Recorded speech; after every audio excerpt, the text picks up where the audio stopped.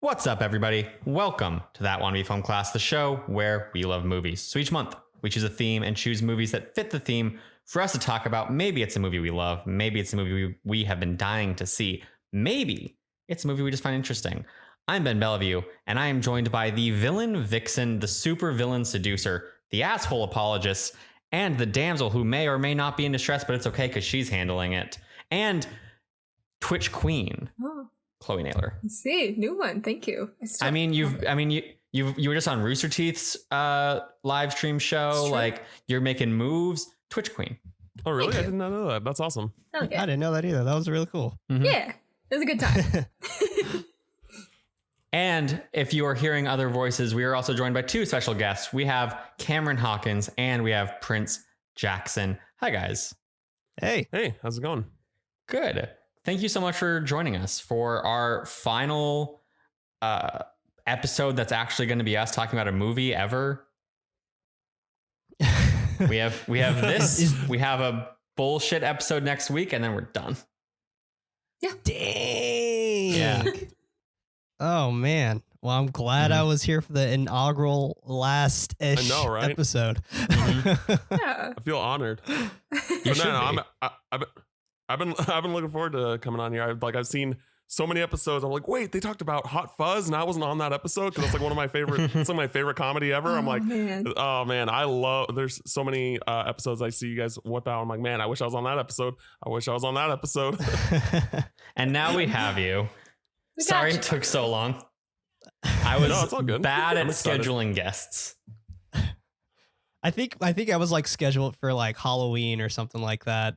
And, You were. And then you made the announcement. I was like, oh, I guess that's not happening. Guess not. Never mind. Yeah. But we have you here now, and that's what matters. Excited to be here.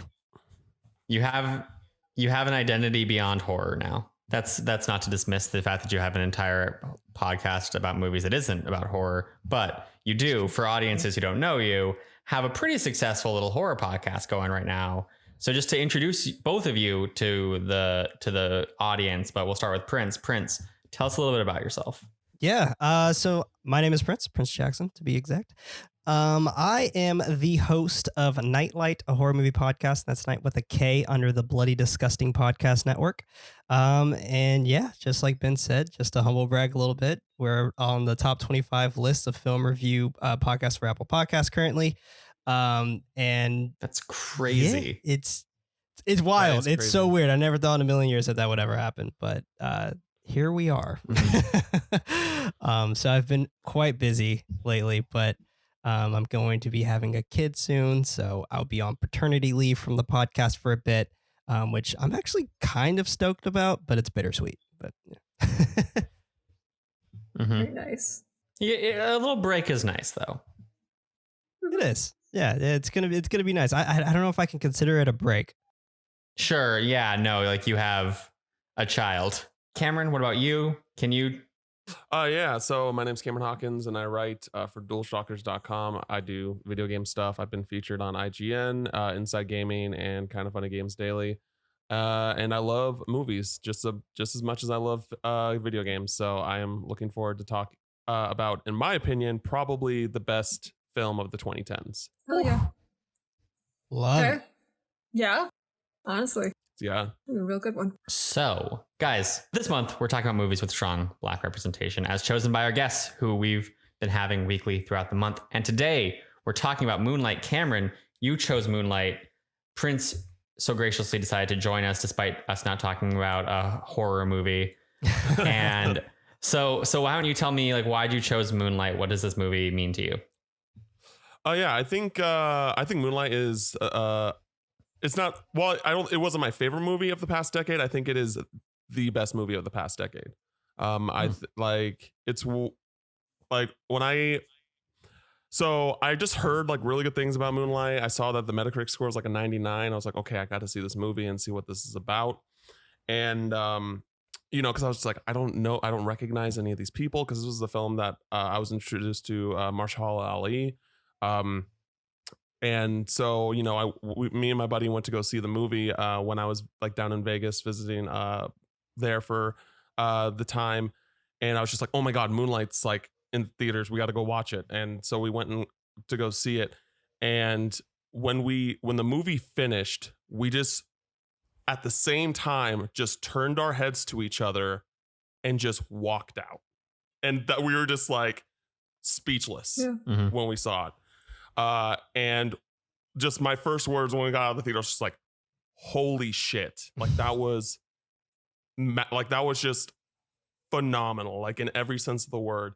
And it is just, there's just so much to talk about that movie. And there's so much that I probably am just not smart enough to understand what they were going for.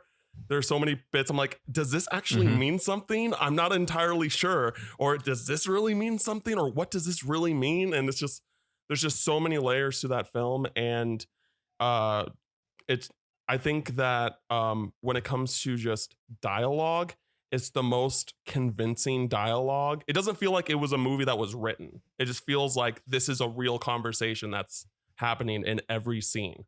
And I can't think of many other movies that are like that, where it just feels so natural that you could literally not think that it was written, that it's not even a film, that this could be a documentary, and it's just like, oh, okay.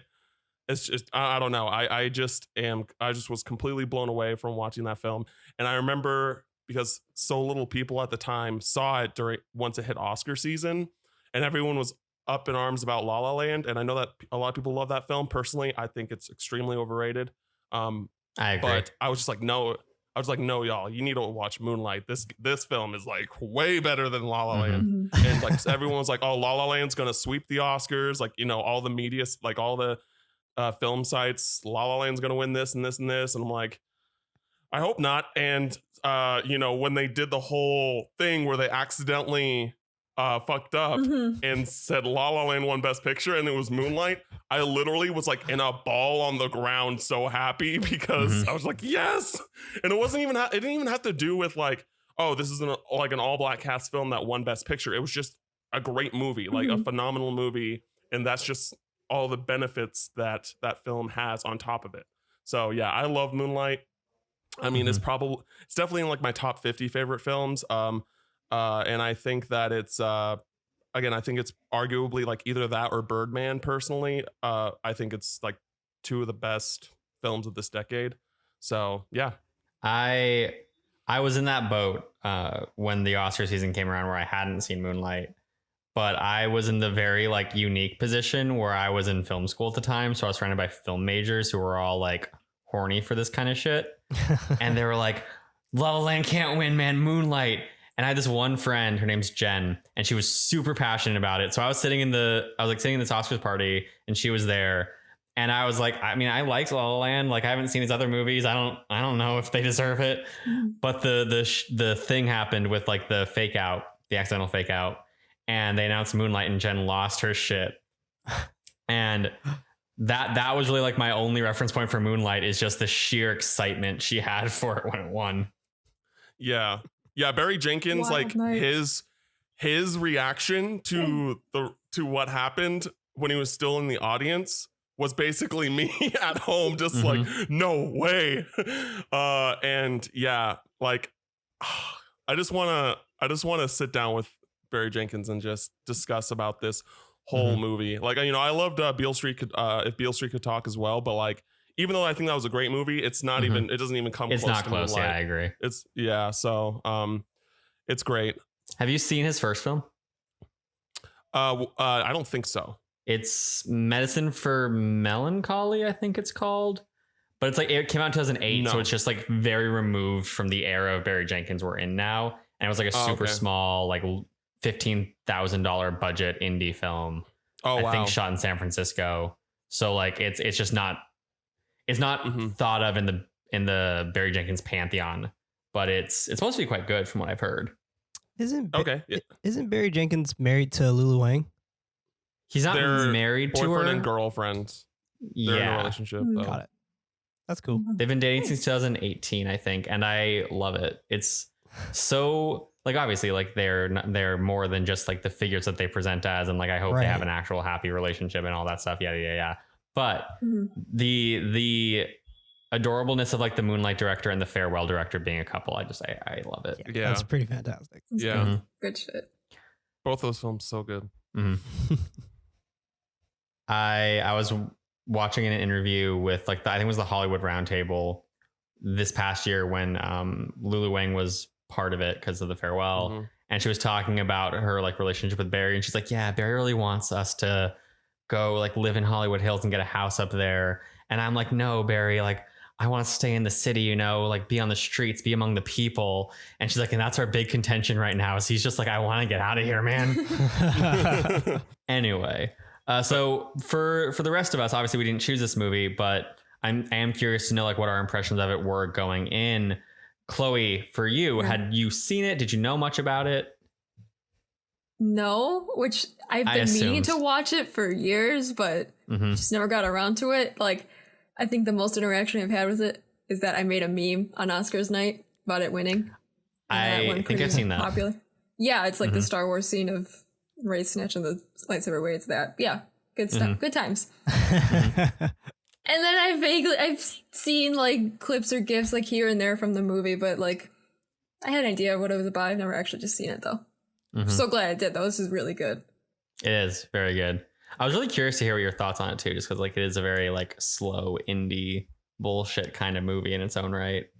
And you are the Transformers girl. Super into blockbusters, yeah, but I actually really liked it. Yeah, which that's great. That's awesome. And then Prince, what about you? I love this movie. This was maybe my third time watching this. And every single time it's just something that hits me super duper hard. It feels like such a personal type of endeavor every single time I watch it. Like I kind of have to like pump myself up and be like, okay, am I ready for chapter 2 again? Like let's get through it.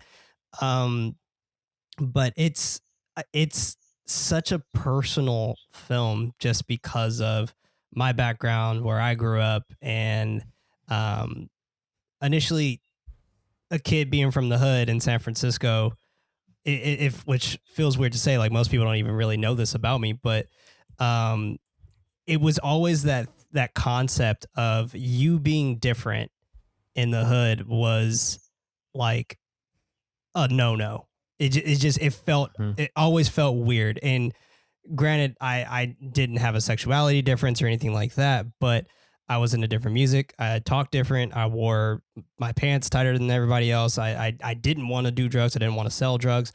And I tried to not to involve myself with that type of crowd of folks, but it was always like, oh, I'm the Oreo or something like that. Like you just always got that kind of vibe. And that first initial chapter 1 and chapter 2 always hit so hard for me because it really does take me back to that place. And it's fascinating. It's fascinating seeing the dynamic between Little and then Chiron. And it's so fascinating. And it feels like that. Like it really truly feels like that. So yeah, I'm probably going to get very personal on this episode, I'm sure.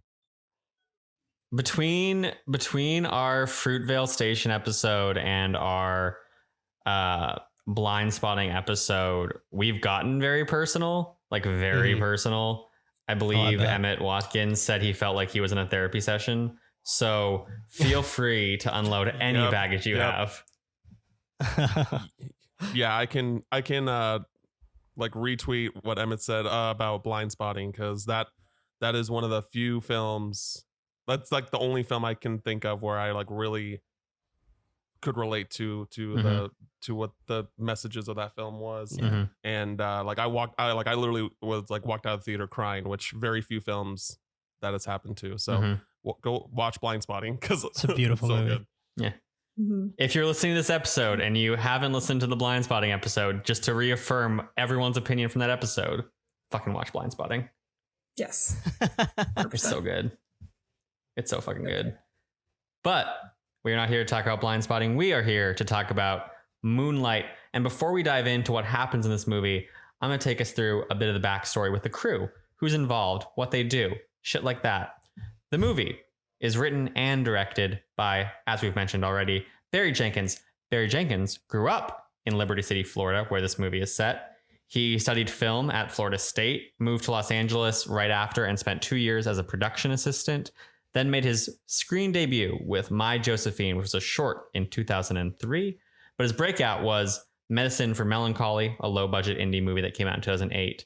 After that, he spent time writing scripts for some production companies that never got anywhere. Notably, he did one that was like a time travel movie that he seemed like super pleased with, but it just fell apart. And also he wrote If Beale Street Could Talk at that time, but it never saw production until after Moonlight. He also spent time working as a carpenter and founded a advertising company called Strike Anywhere, just because like he wasn't getting things made and he needed, money to live. He became a writer on the second season of The Leftovers, which he says he ended up doing very little on, which kind of makes sense. He's a director. He's used to being way too busy.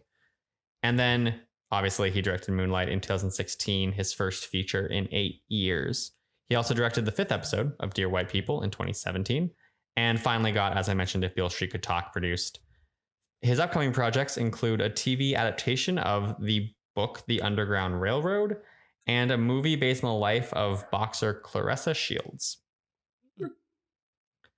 The story of this is not written by Barry Jenkins, however, because this is adapted from an unproduced play called In Moonlight, Black Boys Look Blue, I believe. I might have the wording of that slightly off, but we hear that said in the movie by Mahershala Ali when he's telling the story of how he was given the nickname Blue when he lived in Cuba. And it was written by Terrell Alvin McCraney. Now, Terrell Alvin McCraney also grew up in Liberty City, Florida. He is 1 year younger than Barry Jenkins. He went to the same elementary school and middle school as Barry Jenkins. He did not know Barry Jenkins. Wow, that's weird. Wow. Yeah. Wow. Yeah. Oh, that's wild.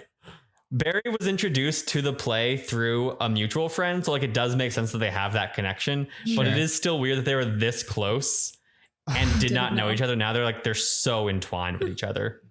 Wow. Interesting. Terrell wrote the original play as a semi-autobiographical play in 2003 to cope with his mother's death from AIDS.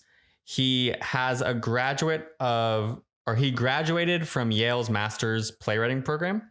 He has written numerous plays, as well as writing the Netflix movie High Flying Bird and creating the TV series David Makes Man on the OWN network. He is currently the chair of the playwriting program at Yale since 2017.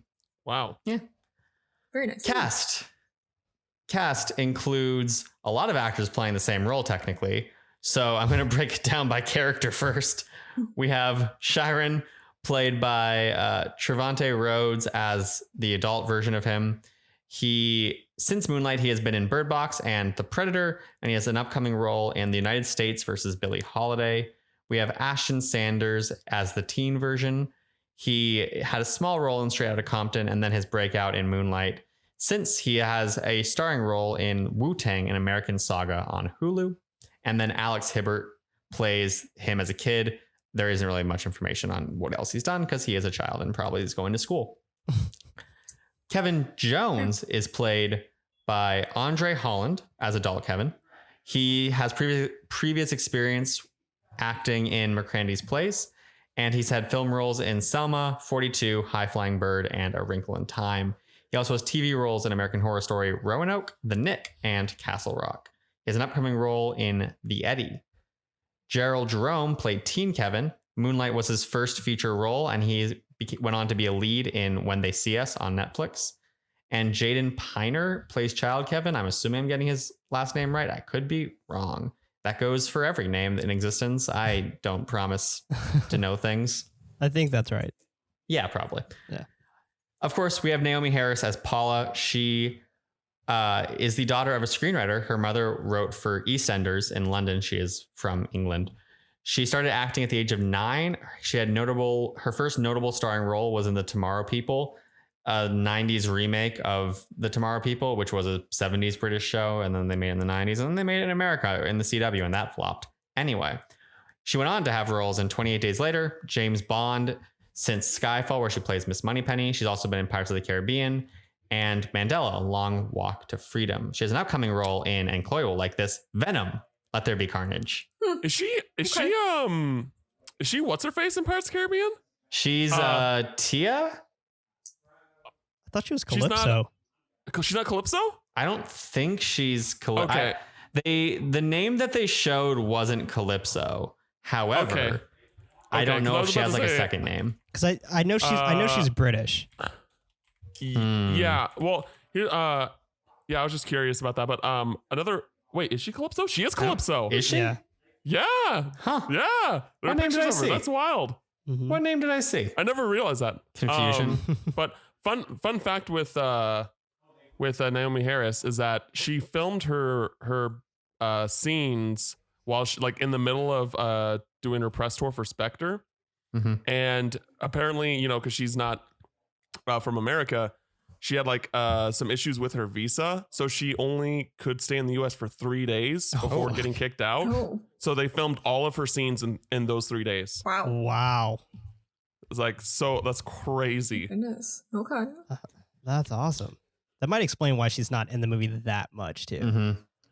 Also, according to Google, Calypso also has the name Tia Dalma, which is why I was yes. confused. Yes, Tia Dalma. Mhm. Yeah. Okay. Mm. Gotcha. Interesting. I do want to mention too, Alex Hibbert. He's in The Shy, and I think he was. Oh, Yeah, I think he was in all of the seasons so far. But Okay. yeah, he's in The Shy. They didn't have a Wikipedia page for him, and I was like, I'm doing enough research. I'm not gonna go to IMDb right now. I don't. No, you're totally fine. Anyway, we of course have Mahershala Ali as Juan. Mahershala Ali was born in Oakland and raised in Hayward, which I did not know, but makes me very excited as a East Bay native. Not native, that's not true. I wasn't born there, but I grew up there. He is the son of an actor with Broadway appearances. They didn't tell me how many Broadway appearances, so I don't want to be like, his dad is a Broadway actor, but he's been on Broadway. He attended St. Mary's College in Moraga, which is the same school Ryan Coogler initially went to. And he developed an interest in acting while he was there, and then went on to gain an apprenticeship at the California Shakespeare Theater in Orinda, which is very cool for me because I've been there multiple times. He got a master's in acting at NYU, and his full name is Mahershala Hashbaz Ali. I butchered that. Nice. Butchered that. Okay. There's a lot of letters. Hashalabaz. Okay. Yeah. Yep, It's sure. Mahershala Hashalabaz Gilmore. Thank you. Ali. Wow. Yeah. I appreciate that. You're able to do that better than I could. Hashbaz. I have friends who Hashbaz. went to Muslim high school. Mm. Okay. I hit a point in the middle where the A's just all started to blend together, and I was like, I've lost track of where I am in this name. Like I tried pronouncing it before we recorded this, and I think I did it. It's just now looking at it, I'm like, so many A's. There. Anyway, he went by this God. name as an actor until 2010, when he eventually changed it because he was in A Place Beyond the Pines, and they told him his full name would not fit on the poster. So now he's Mahershala Ali. Mahershala He Ali. gained early recognition with House of Cards, roles in both Hunger Games Mockingjay movies, and a role in Curious Case of Benjamin Button. His massive recognition came in 2016, though, with Luke Cage, and Moonlight, Yes. and Hidden Figures. So good. Back to fucking back. Good for him. Yeah. Shout out. Dude, he was so good in Luke Cage. So He good. was so good. He made that show. The dumbest thing that yes. show fucking did was kill him. And like, I get that they probably didn't realize how good he would be when they wrote it all, Yeah. but ooh, that fucked him up. I still stand by that. The first half of the first season of Luke Cage is better than the rest of the Netflix Marvel shows. Like, it I'll is back so that. I good. get it. Yeah, that's Yeah, fair. I agree. Fair. That's fair. Just like that whole monologue with the Biggie Smalls. Oh my Oh, god, yeah. so good, Oh. so good. Okay, I'm sorry, I don't want to go. You know, I remember like I fucked with that show, and then it just pittered out at the end of the season, and I was like, oh, I don't care anymore. Then it fucked Yeah, the with second us. half of that season was not it. Since his role in Moonlight, he's had roles in Spider-Verse, Green Book, and Alita Battle Angel, as well as TV roles in Rami and True Detective. We also, of course, have Janelle Monáe as Teresa, his girlfriend in the wife. She lives with him. Wife. I'm Great. sure wife. Janelle Monáe as his wife Teresa. She started writing musicals as a child and got her start as a singer-songwriter in the mid-2000s. Moonlight was her first big screen acting debut, with Hidden Figures soon after, so something she and Mahershala Ali share, both this movie and Hidden Figures, not these movies being their acting debuts. She has later roles in Harriet, Welcome to Marwen, and the upcoming Antebellum, and she will star in the second season of Amazon's Homecoming. Prince, did you get excited at the name Antebellum? I am so stoked for Antebellum. I figured you would I'm like be. in talks with their PR people right now. I'm just like, I need this in my life. Horror boy will horror. Indeed. Indeed. That is the crew behind this movie. So, Chloe, what happens in the movie?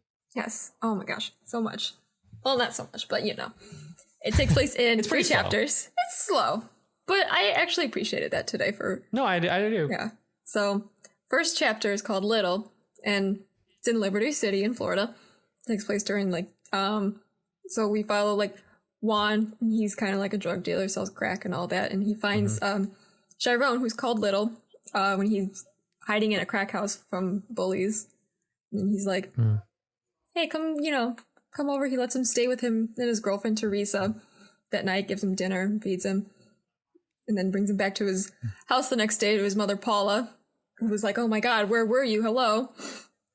Doesn't let him watch TV. But, you know.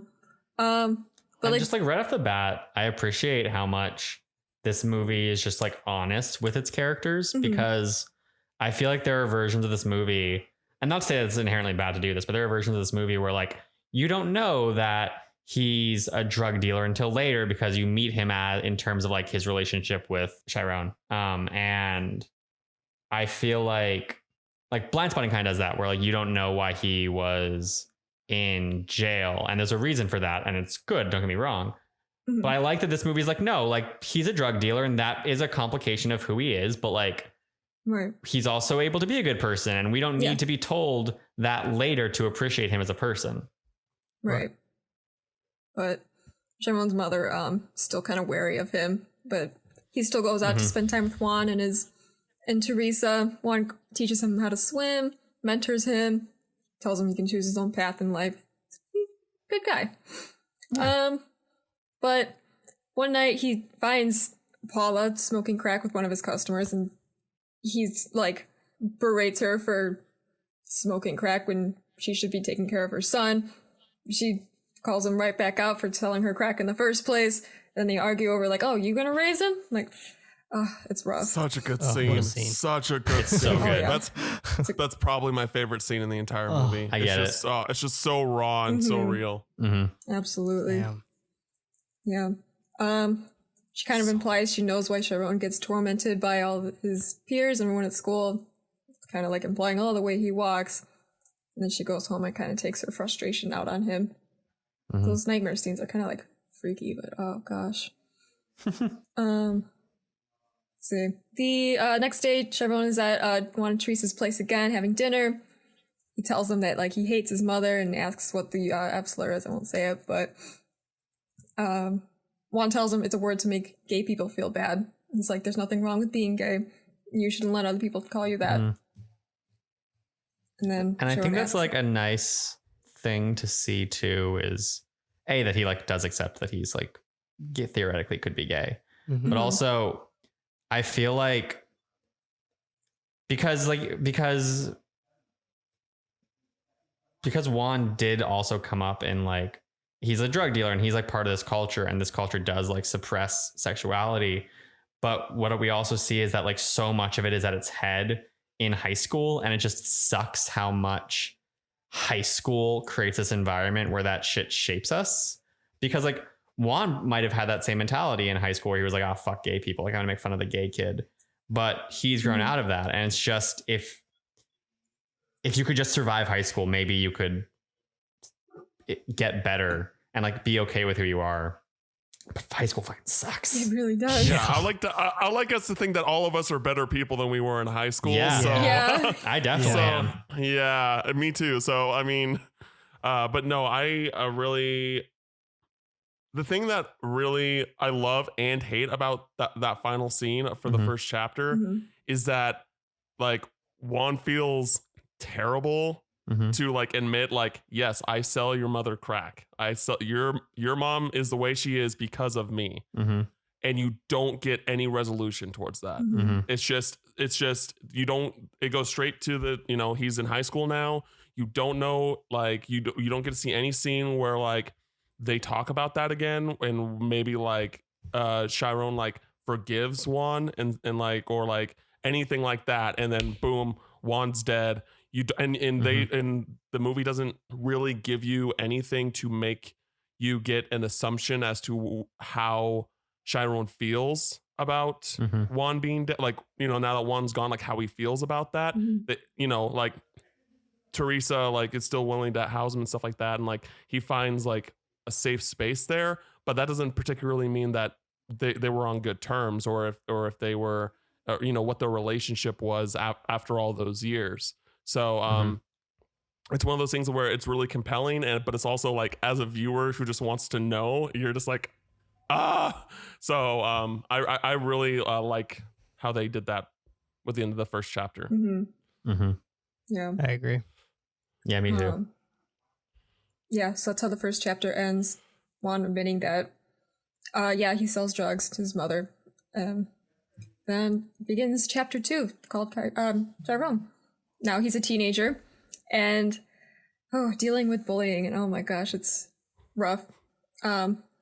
This hit me so hard. Oh man. The entire second act, or just like the second part, just it fucks with me. Yeah. No, because I was very much bullied a lot when I was in school as well, because, you know, I was the black kid in smart classes, so obviously I have to be bullied. So yeah, and we'll get to it later, but when he does the thing at the end to the bully, like I am not a violent person. I do not like to promote any sort of form of violence. But when that happened, I wanted to pop off. I was like, fuck yeah, fuck him up. Like, fuck him. Like, just like, exactly. Give him the chair, literally. So it's such a tragic moment, because I'm like, on one hand, I'm like, yeah, do it. He deserves it. On the other hand, I'm like, this is stupid. It's going to fuck your life up. Yeah. Yeah. Yeah. But circling back to the beginning of the chapter, he's avoiding the school bully Terrell and spending time with Teresa, who lives alone now since Juan died. His mother Paula, she's turned to prostitution, and her addiction is getting much worse. She like forces her son to give her money. That one of the most interesting parts of the time jump beyond Chiron is like seeing how rapidly she deteriorates from like the first part, where it's like, okay, she's doing drugs and like she's unhinged, but she looks relatively normal, to the second part where she's just like a complete mess. Yeah. It's like in the first part, you see her in like scrubs, so like, okay, she works as a nurse or something, and then the second chapter, you just see her in street clothes all the time and looking less than well. So Sharon has to deal with the school bully. He's kind of like avoiding going outside and all that, and runs into his friend Kevin, tells him about the detention he got for having sex with a girl in the stairway. Good job. I would never do that at school. I can't even imagine. And then Sharon later, it's cool in the stairway right there. Okay, broad daylight. Okay. And we learn a lot about Kevin real fast. Oh yeah, like hey, I'm like okay. And then Chiron like later dreams about Kevin and the girl having sex in Teresa's backyard, and wakes up like okay. And then see, one night Kevin visits Chiron at the beach, and then they're smoking a blunt together. They're just having a good old time, messing around. Just guys being dudes. Yeah. They talk about the nickname that Kevin gave Chiron when they were kids, Little Black. And then they kiss, and Kevin gives Chiron a hand job. This is pretty like straightforward. This movie, this movie reminds me so much of like traditionally period piece films, where like in Pride and Prejudice, so much of it is built around stolen glances and like the touch of like hands as these like illicit things, and it's really and like I feel like a lot of times we, even with like Portrait of a Lady on Fire, which also deals with sexuality, we still contextualize it in this like older time where like physical contact is less acceptable and stuff. So it's interesting how Moonlight kind of not mimics because it's doing its own thing, but expresses a similar thing, but in a modern arena where it's like, no, this is like still a thing that people deal with. And when you do have these certain identities and expectations put on you, like you essentially are living in much more puritanical 1800s period piece era. Right. Mm-hmm.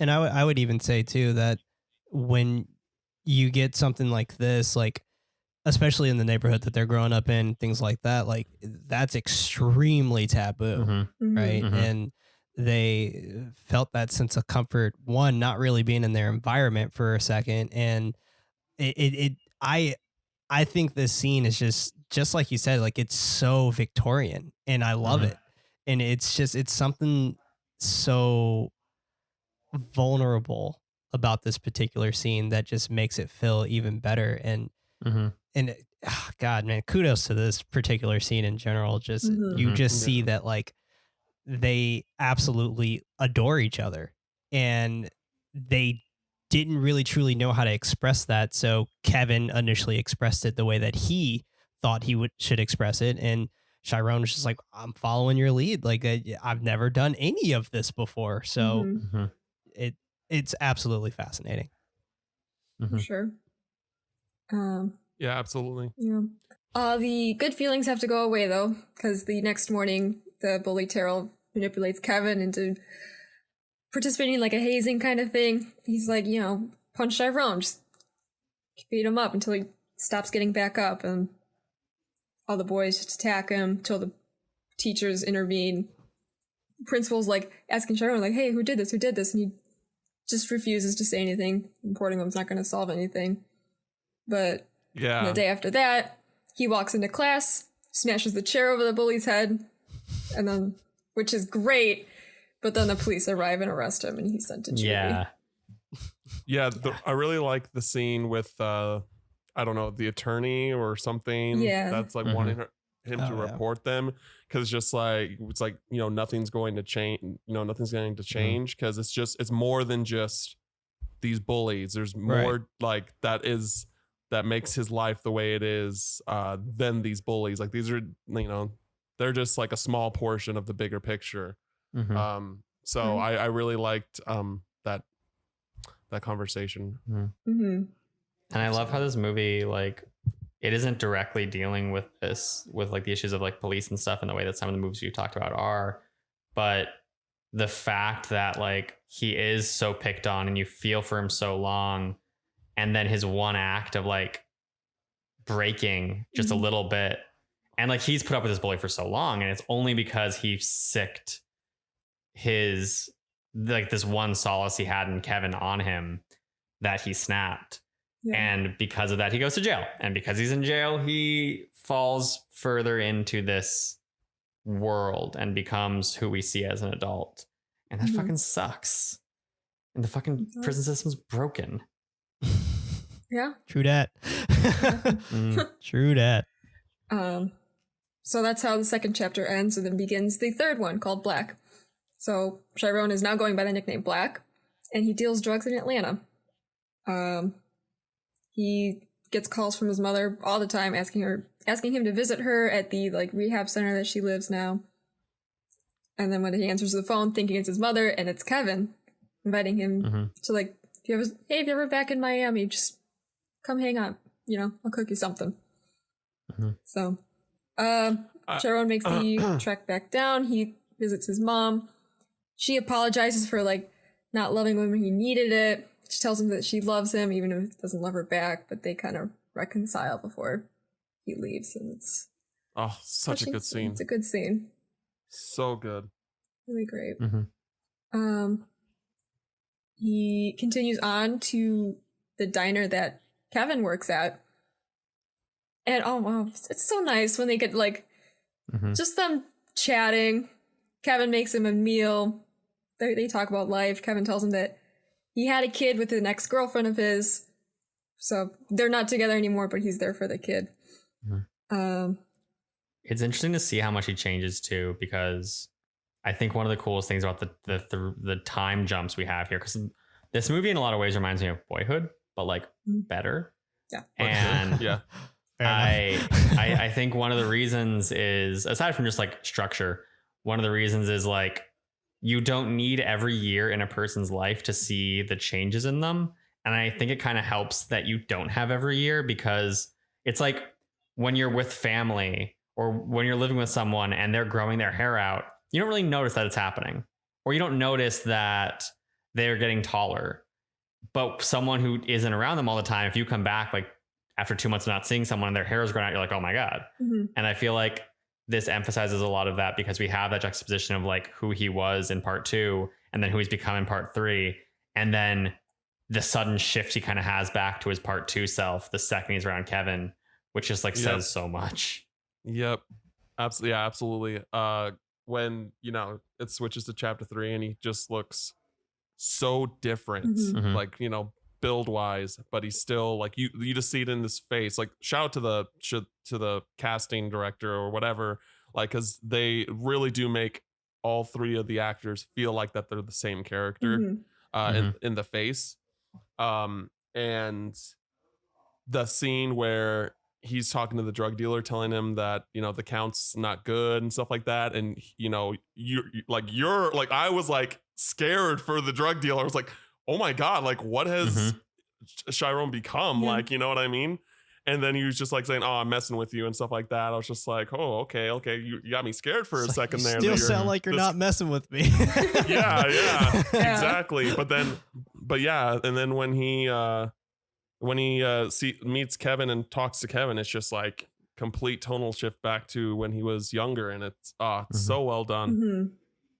And it's interesting too to see that scene of like him messing with the drug dealer, because it reminds me a lot of like, he's become this kind of hybrid of Kevin's personality and Juan's personality, where he's like taken the 2 men who he was close with that he like respected.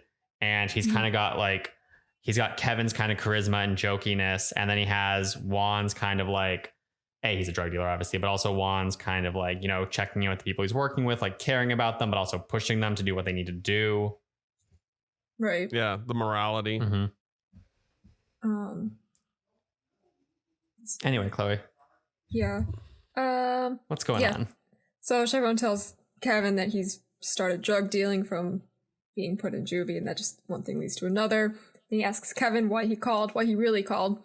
And then Kevin plays a song on the jukebox that patron played and made him think of him. And I don't remember the song. I didn't write it down. So that Hello Stranger, I think. Some like yeah. See, so after the 2 of them eat dinner, they go back to Kevin's apartment. Kevin tells Chiron that he's happy, despite the fact that his life didn't really turn out as he thought. And then Chiron just kind of tells him that he's never been with anybody ever since their encounter all those years ago on the beach. And then the movie ends with Kevin comforting him as Chiron remembers his time as a child standing in the beach in the moonlight. Looking blue. Blue. Great. And it really ties in this whole theme the movie has too of like the water, because we see it so much and we hear it so much.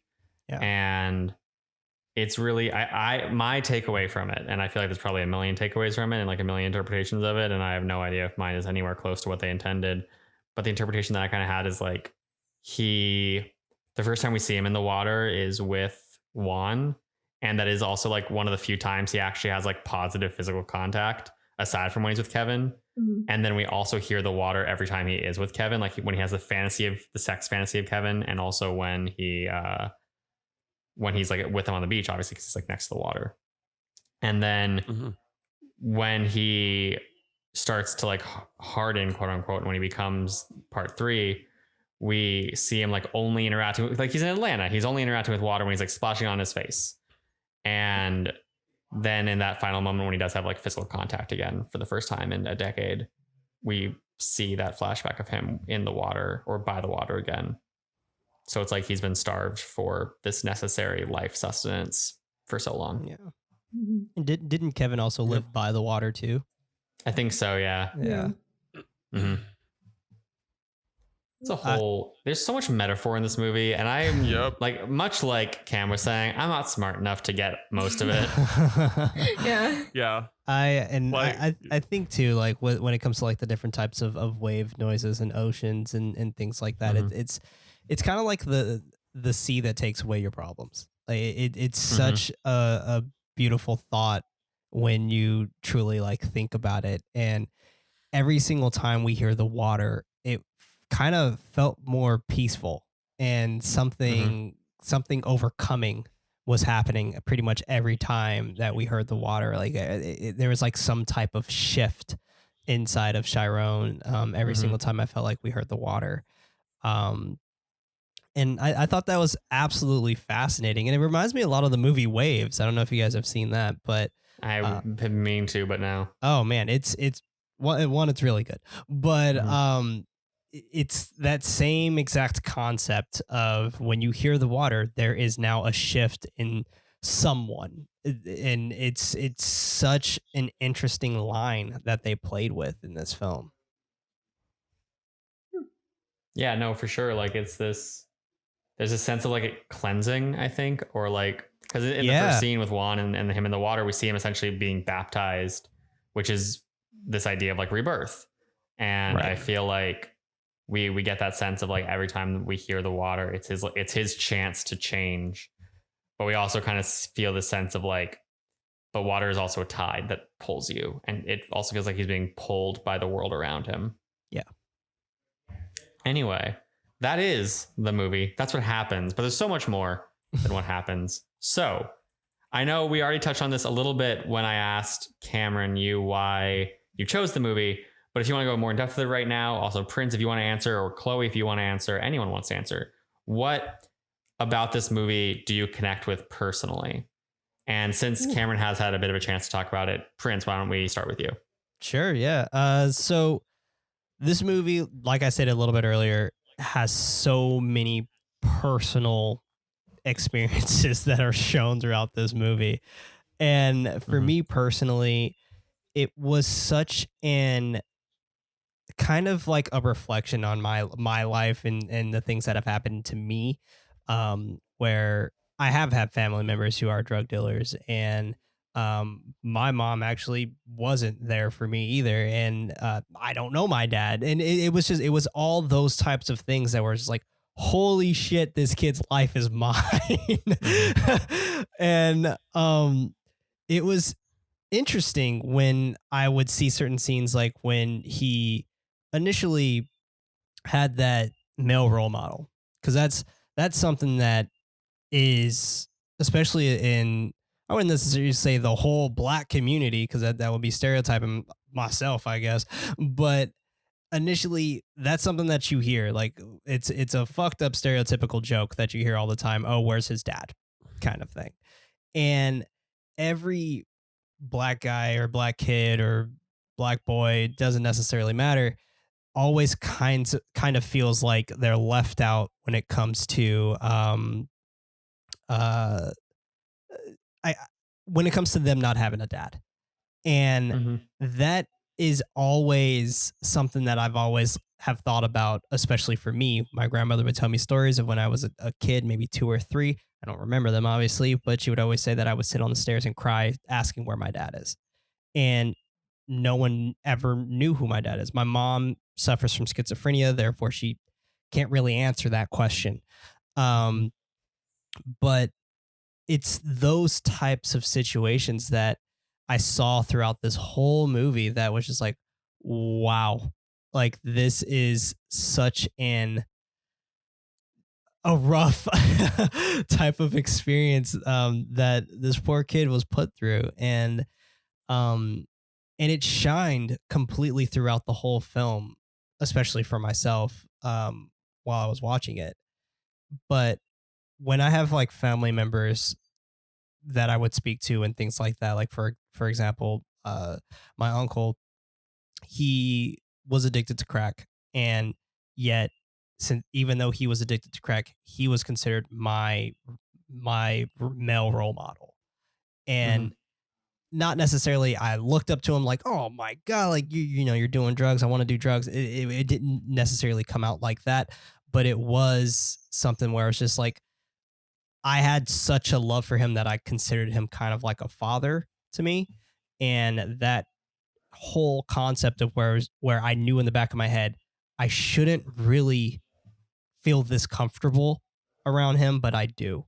But moments of him asking a 7-year-old kid, hey, do you have $10? And me not understanding why.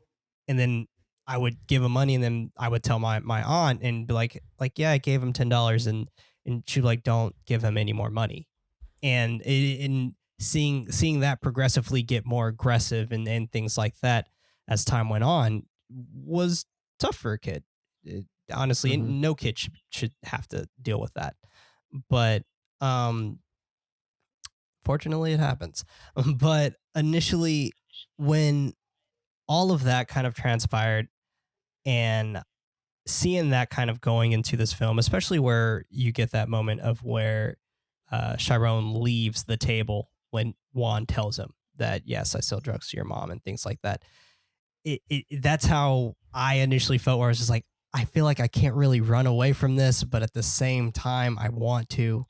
But I always know I'm going to end up kind of coming back. And it wasn't until my uncle actually got shot. He's still alive, but wasn't until he got shot and he got paralyzed from the waist down was when that particular time it like clicked with me, like, okay, I now know that not only is his habit dangerous, but he's also dealing with very dangerous people. I need to take a step back as a teenager initially, but this movie just shines completely through personally.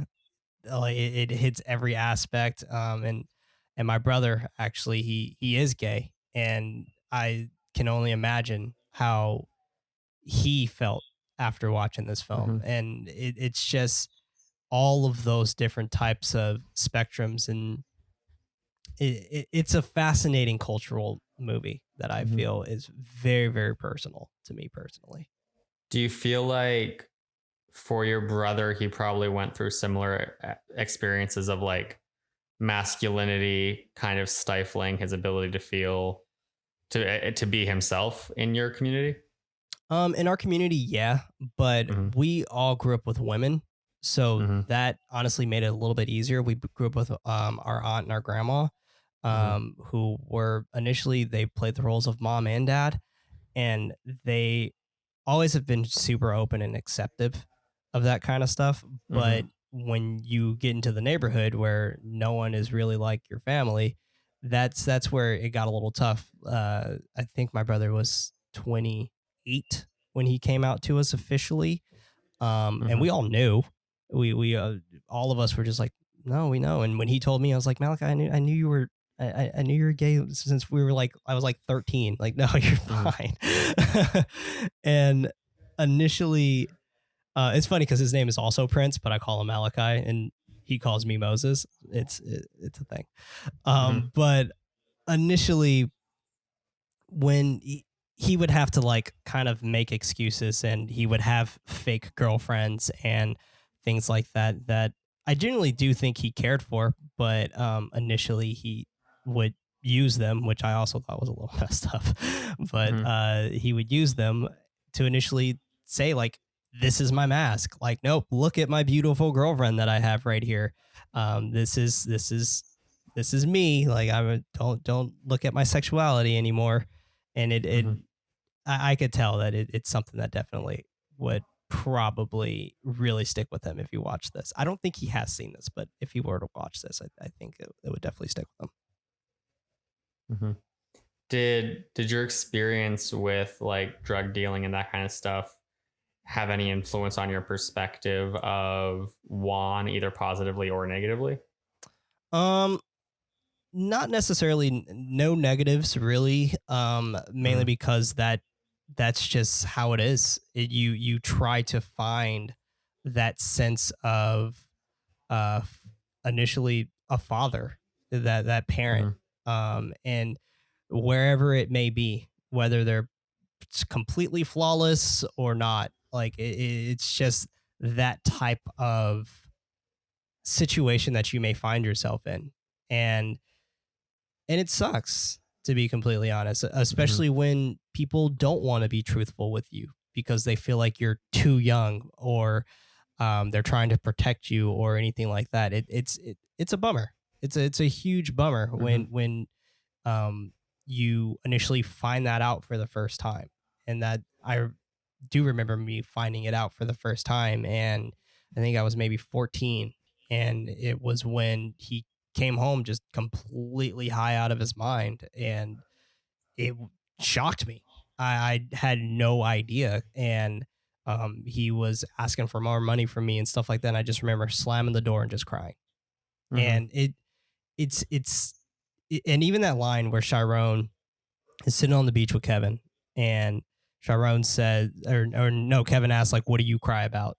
And initially, like, him saying that, like, he cries so much about pretty much everything. Like, it hit so hard because I was like, oh fuck, dude, yeah, me too. Like, that definitely like hit me really, really hard, especially when I was in high school and things like that.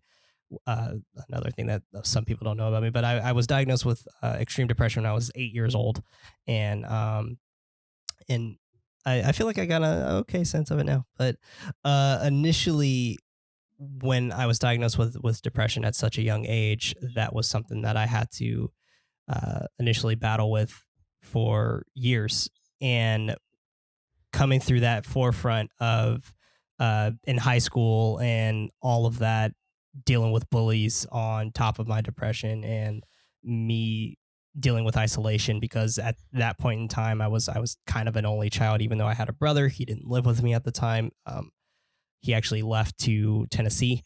But that was once again where you try to find that sense of I guess love from someone that initially you can feel like you can look up to. And I think that's where that whole initial concept of Little looking up to Juan so much was just like, he's so cool. He has money, he has a car, he has a beautiful wife. And he just initially saw all of that and didn't think about, well, how did he get here, kind of thing.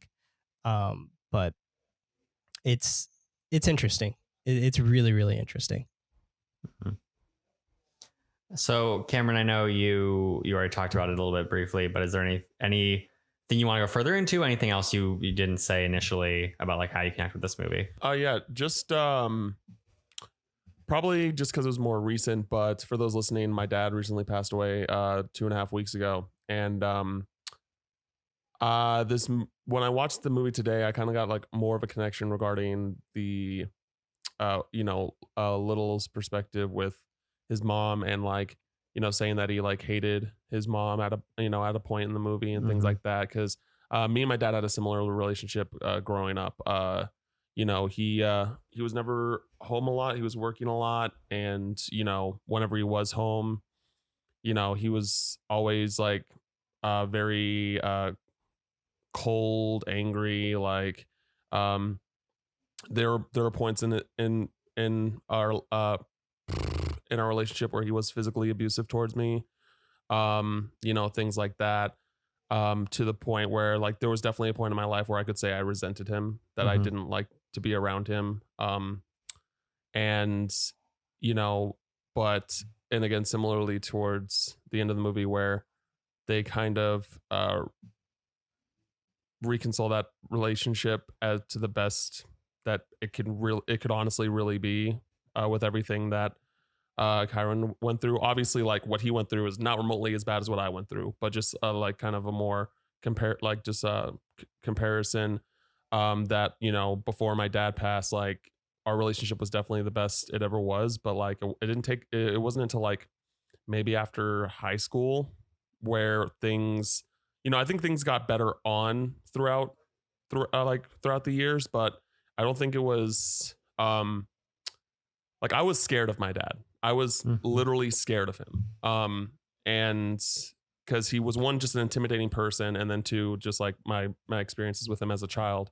So it wasn't until after growing up that after graduating high school that our relationship got much better, and he became a lot more positive with what I wanted to do, and things like that I don't know, that just definitely struck a chord with me more, just because of his recent passing. So it's definitely one of those things that if you I honestly, like, as long as they, like, your parents didn't do something illegal towards you, or something that's like, completely vile and disgusting, like, figure out to mend that relationship, because they're your parents, and when they're gone. You just can't, similar to like what Juan said about his mom. Like, I didn't like my mom either, but like, damn, do I miss her. Like, that exact same concept. Like, it's just,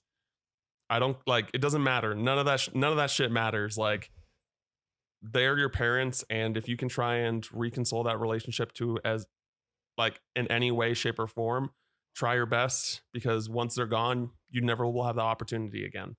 So yeah, so that definitely hit really hard this time around. And then yeah, just the bullying, man. Like, I didn't deal with black bullies specifically, like people that were like that kind of questioned my masculinity or anything like that per se, but I was like a tall, lanky black dude who was in like smart classes, and so all the white kid, like, I went to a school that was I'd probably say like not a majority, but a good portion of the school was Mormon. Oh, so yeah, because just in Henderson, which is basically like southern Las Vegas, a lot of Mormons live there, and and a lot of them were assholes, to say the least. Not all of them. I have plenty of friends that are Mormon, but I'm just most of the bullies that I did deal with were Mormon, and just decided to just gave me shit for literally no particular reason outside of just my presence, I guess. So yeah, so that definitely, and just kind of like that mentality where you want to do something, like you want to like hit them, or you want to fight them, but you just know that if you go that far, like, one, you're just as bad as them, and two, you're not, like, it's not going to fix anything. It's going to make things worse for yourself. So I just, because you'd have those, and it's kind of like the conversation with the attorney principal, I don't know, that Chiron said, like, you talk to the adults, they don't do anything. They're not going to do anything. Yeah. Tell my teachers, like, yo, this guy's being an asshole. Okay, sure. So yeah, it's yeah, that's being black for you. but yeah, that's those are the things I really connected with on a personal level with the movie. Thank you for sharing. Chloe, what about you? Is there anything in this that you connected with? She's like, you're gonna make me start from this? It was just Chloe's face to that question. Yeah. It was a visual thing. Yeah, go from those just two stories. Me? Yeah, how does the white girl with the sheltered suburban upbringing relate to this? I mean, toxic masculinity makes men bad. That's true, man. You experience the other side of that. I mean, I guess, yeah. I didn't really think about it like that, but yeah. The only thing. I mean, also, like, I mean, what was your upbringing like? What was your high school experience like? Do you feel like you dealt with bullying, even if it isn't like specifically like motivated by sexuality? It can still, or like the expectations of masculinity. Like, did you feel bullied or isolated in school? Any of that? You can also just say, I enjoyed it as someone learning about a different experience than my own. Please move on. We can do exactly that, because I just flew under the radar in high school. I didn't deal with anybody. You were the quiet. I was the quiet kid. Like, exactly. Yeah. So, and now you're the internet's Echo Chloe. Exactly. Look at you now. And then if literally anyone talked to you, you're just like, you're nice, but just stop talking to me. Exactly that. Yeah. Yeah. No, I know exactly who you're talking about. I know exactly the type of girl you're talking about. Yep. Okay, I'll go. I mean, Chloe, I have a similar thing to you where like, yeah, obviously I am white. I grew up in what? I grew up in, as I mentioned, I grew up in the East Bay. I grew up in El Sobrante, which is like, I've talked about this multiple times on the show. However, that being said, I went to a different middle school from the town I lived in because like no one in my neighborhood sent their kids to the schools near us. And I moved when I was 15 and like my family had a decent amount of money. So like I don't fully have this experience in any way. I am also, again, I am a straight white man, but I was also bullied in high school frequently. I had the opposite problem Cam had. He was tall and lanky. I was short and overweight, which just brings a whole host of problems. But I mean, like, yeah, I feel like that's the thing that I can connect with is just like masculinity and what's expected of you and like how you're supposed to be a man and like how you're supposed to be able to handle the jabs that are thrown at you. And if you don't handle them right, you're just made fun of more, but you never really know how to handle it right is. So like you have one person who's like, I'll just hit them back. Or you have one person who's like, I'll just stand there and take it. And like, I think we see that with Chiron too, where he has that conversation with Kevin in the beginning of in the first scene we meet Kevin in, where Kevin's like, I know you're not soft. And like being soft isn't a bad thing, but also he's right. Chiron isn't soft. Chiron stands his ground and doesn't take shit from people. And like when Kevin punches him, he keeps standing up. That is not someone who is weak. It's just he's not meeting their expectations of strength. And it's only when he does that like he's freed from that. He's also just thrown into jail and now caught in a new cycle of like shit. But yeah, no, there's a lot of this movie that I don't relate to personally, but the high school bullying, I definitely do. We love trauma.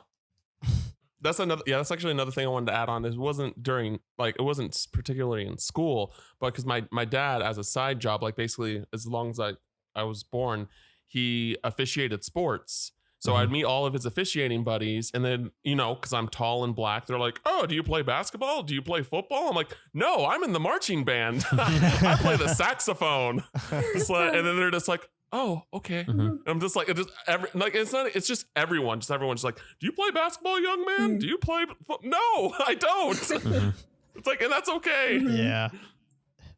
I never played sports either. Neither did I. Sports. I was a sickly child who was absent from school a lot, and that was the thing. I was the overweight sick kid. That was all I had. And then I moved schools a lot because like I transferred between elementary school and middle school, so I was readjusting to new people in middle school, and then I moved to San Diego during high school, so I was readjusting new people in high school. So I was just like, I have nobody. This is great. Yeah, we love like, it. Friends. Yeah. I'm like, I'm here, I guess. So we'll dive back into some more like heavy topics, but just before we fully expose ourselves emotionally, guys, what are great 3 of your favorite scenes in this movie? We'll kind of go in a circle. So like one of us answers one, next person answers one until all of us have done our 3. We'll kick it off with Cam as the person who chose the movie. Cam, what is one of your favorite scenes? It's got to be the Juan and Paula scene. Like that scene is just so good. So good.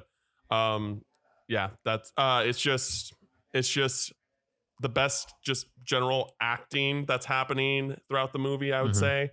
I think that it's just a really powerful, it just shows, it just puts everything on the table, and it's just like, you're flawed, I'm flawed. That's, you know, you're not going to do anything about it. I'm not going to do anything about it.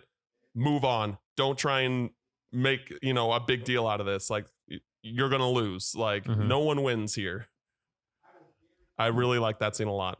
Yeah, that was on my list as well. I don't know if it was on anyone else's. I feel like it's a strong chance it was. And it's like this movie, Barry Jenkins said it in an interview where he's like, this movie is all about broken characters. You know, no one is like intrinsically good. Everyone has flaws. I believe what he specifically said was, I want to create productive images, not necessarily positive images. Wow, I am having trouble reading this.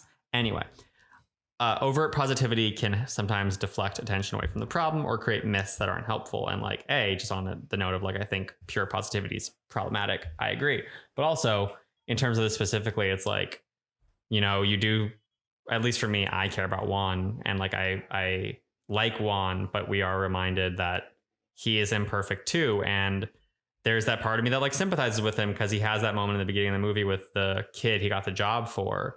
And I'm like, man, like if you're this person in this community and you're struggling to like support your family or just support yourself, and this job opportunity is offered to you, like, of course you take it, because the reality is like in a rich neighborhood, the job opportunity you're given is like, oh, my best friend's dad like owns a major like marketing company and he'll give me a job. And then you're like working in like the professional world off of those connections. Or like, oh, I married the daughter of the shitty president and now I'm running the country with him. But in different communities, it's like you have the connections you have. And if those are what you're working with, like, I feel for how you could get pulled into that community and have trouble reconciling like what you are doing with your desire to just survive, which I feel like is what we see with Juan. And I enjoy that. Like, I don't enjoy that it's tragic, but like, right. it's a good thing to see. Yeah. Right. So I kind of skipped over you, Prince, in terms of the circle. So what is one of yours? One of my favorite scenes is probably actually when when initially, I want to say it's Kevin and Chiron, but they're older, and like it's after they have the dinner or whatever and the wine and all this other stuff. And he's about to go into his car and he's like, "This you?" Like I absolutely adore that scene, mainly because it's such a moment to where I feel like that's like one of those moments where I feel like Chiron is officially like, okay, like, all right, we got through the initial meetup, you know, we're gonna go to his place, or, you know, so I feel like that's what that initial moment just felt like to me, was gave him the courage to officially come out and say like, yo, like, I still love you, kind of thing. And I thought that was absolutely phenomenally done. I love that scene. I get that. It's cute. Yeah. Chloe, what about you? Going off of that, just that whole diner scene where they're just kind of having dinner together and drinking wine. It's like, it's great. It's nice. It's cute. They're catching back up. I enjoy it. It's shot so beautifully too. Oh yeah. Yeah. Oh yeah. The whole movie is just beautiful. Yep. Oh my god. Yeah. Yeah. There's so many like just up close face shots that make it so intimate with the viewer. So good. And they do so many different things too. Like sometimes it really pulls you into like the connection of the people. But something I noticed was in the scene in part 2, when Paula is asking Chiron to let her into the house, and you have this like jerky camera of her face as his point of view, and it felt like a video game to me. Like it felt like a first person game where you're like watching the character trying to talk to you, and it made it feel artificial, which is kind of like what that was for Chiron. This like weird, his mom high off her ass, losing her mind, just completely disconnected from him as a person. And it's wild how much Barry Jenkins was able to do with just close-ups in different styles. For sure. Yeah. Anyway, Cam, what is your second favorite scene? Yeah, my second favorite scene has to be Chiron as an adult when he's talking with his mom, when he's talking with Paula, and that whole scene where she's just like, you know, she's like, you don't have to love me, but I need you to hear me when I say that I love you. Like that. Oh man, so powerful. Shout out to Naomi Harris. Like, I don't remember who won the Oscar that year for supporting actress, but man, like so good. throughout the I can entire movie. tell She's you. so good. I had it up just so I had the Oscar page up just because I knew these questions would come up. It was Viola Davis for Fences. Oh, never mind. you just missed it by that much. Yeah. You missed it by that much because Viola Davis was fantastic in Fences. So, but Damn. no, so good. And God, now I'm just thinking about Fences. So I'm thinking about Viola Davis going off on Denzel in Fences. But yeah, Look, we had two super- really good play-based movies. It's true, exactly. Yeah. Yeah, so just super compelling and convincing on the acting side, and just really just real, just a raw conversation, and again, just through my recent life things, I think it definitely just lifts that scene up more for me personally. So Yeah. What about you, Prince? What is your second favorite scene?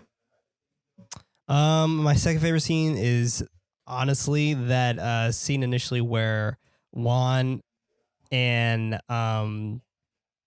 goes up to, I want to say it's like one of his like initial like drug dealers or whatever, and it was when he sees Paula, and I just love how that all kind of starts. Where initially, right off the bat, like me thinking, I'm like, oh shit, like he doesn't know who that is. Maybe it's a dude who's about to try to kill him or whatever.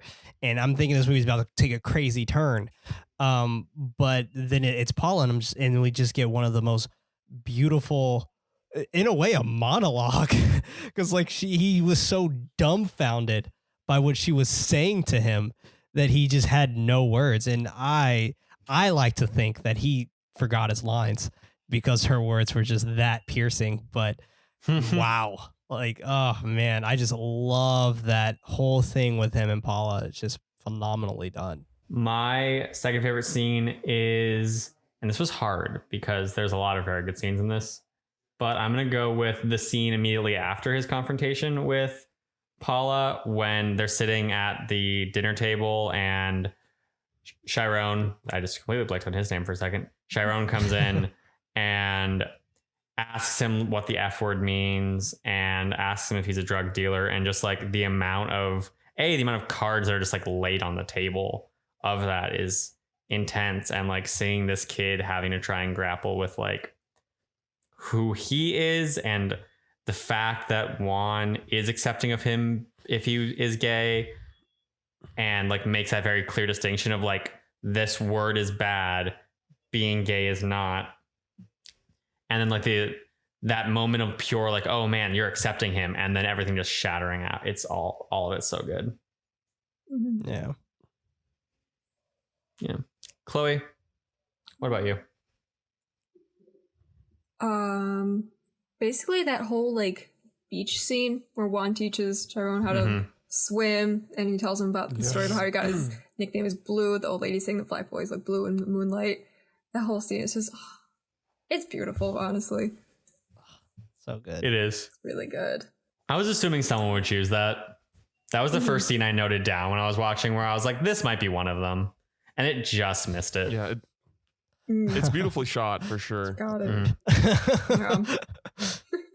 Yeah, beautifully shot scene for sure.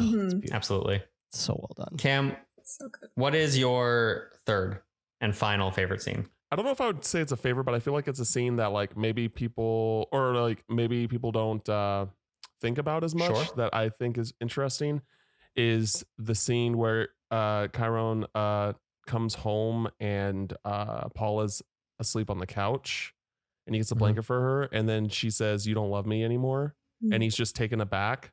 And the way I like process that scene is just like, he, like, as teenagers and as kids, or not, I wouldn't say as kids, but when we get to like middle school, high school, we feel like we underestimate how smart our parents are.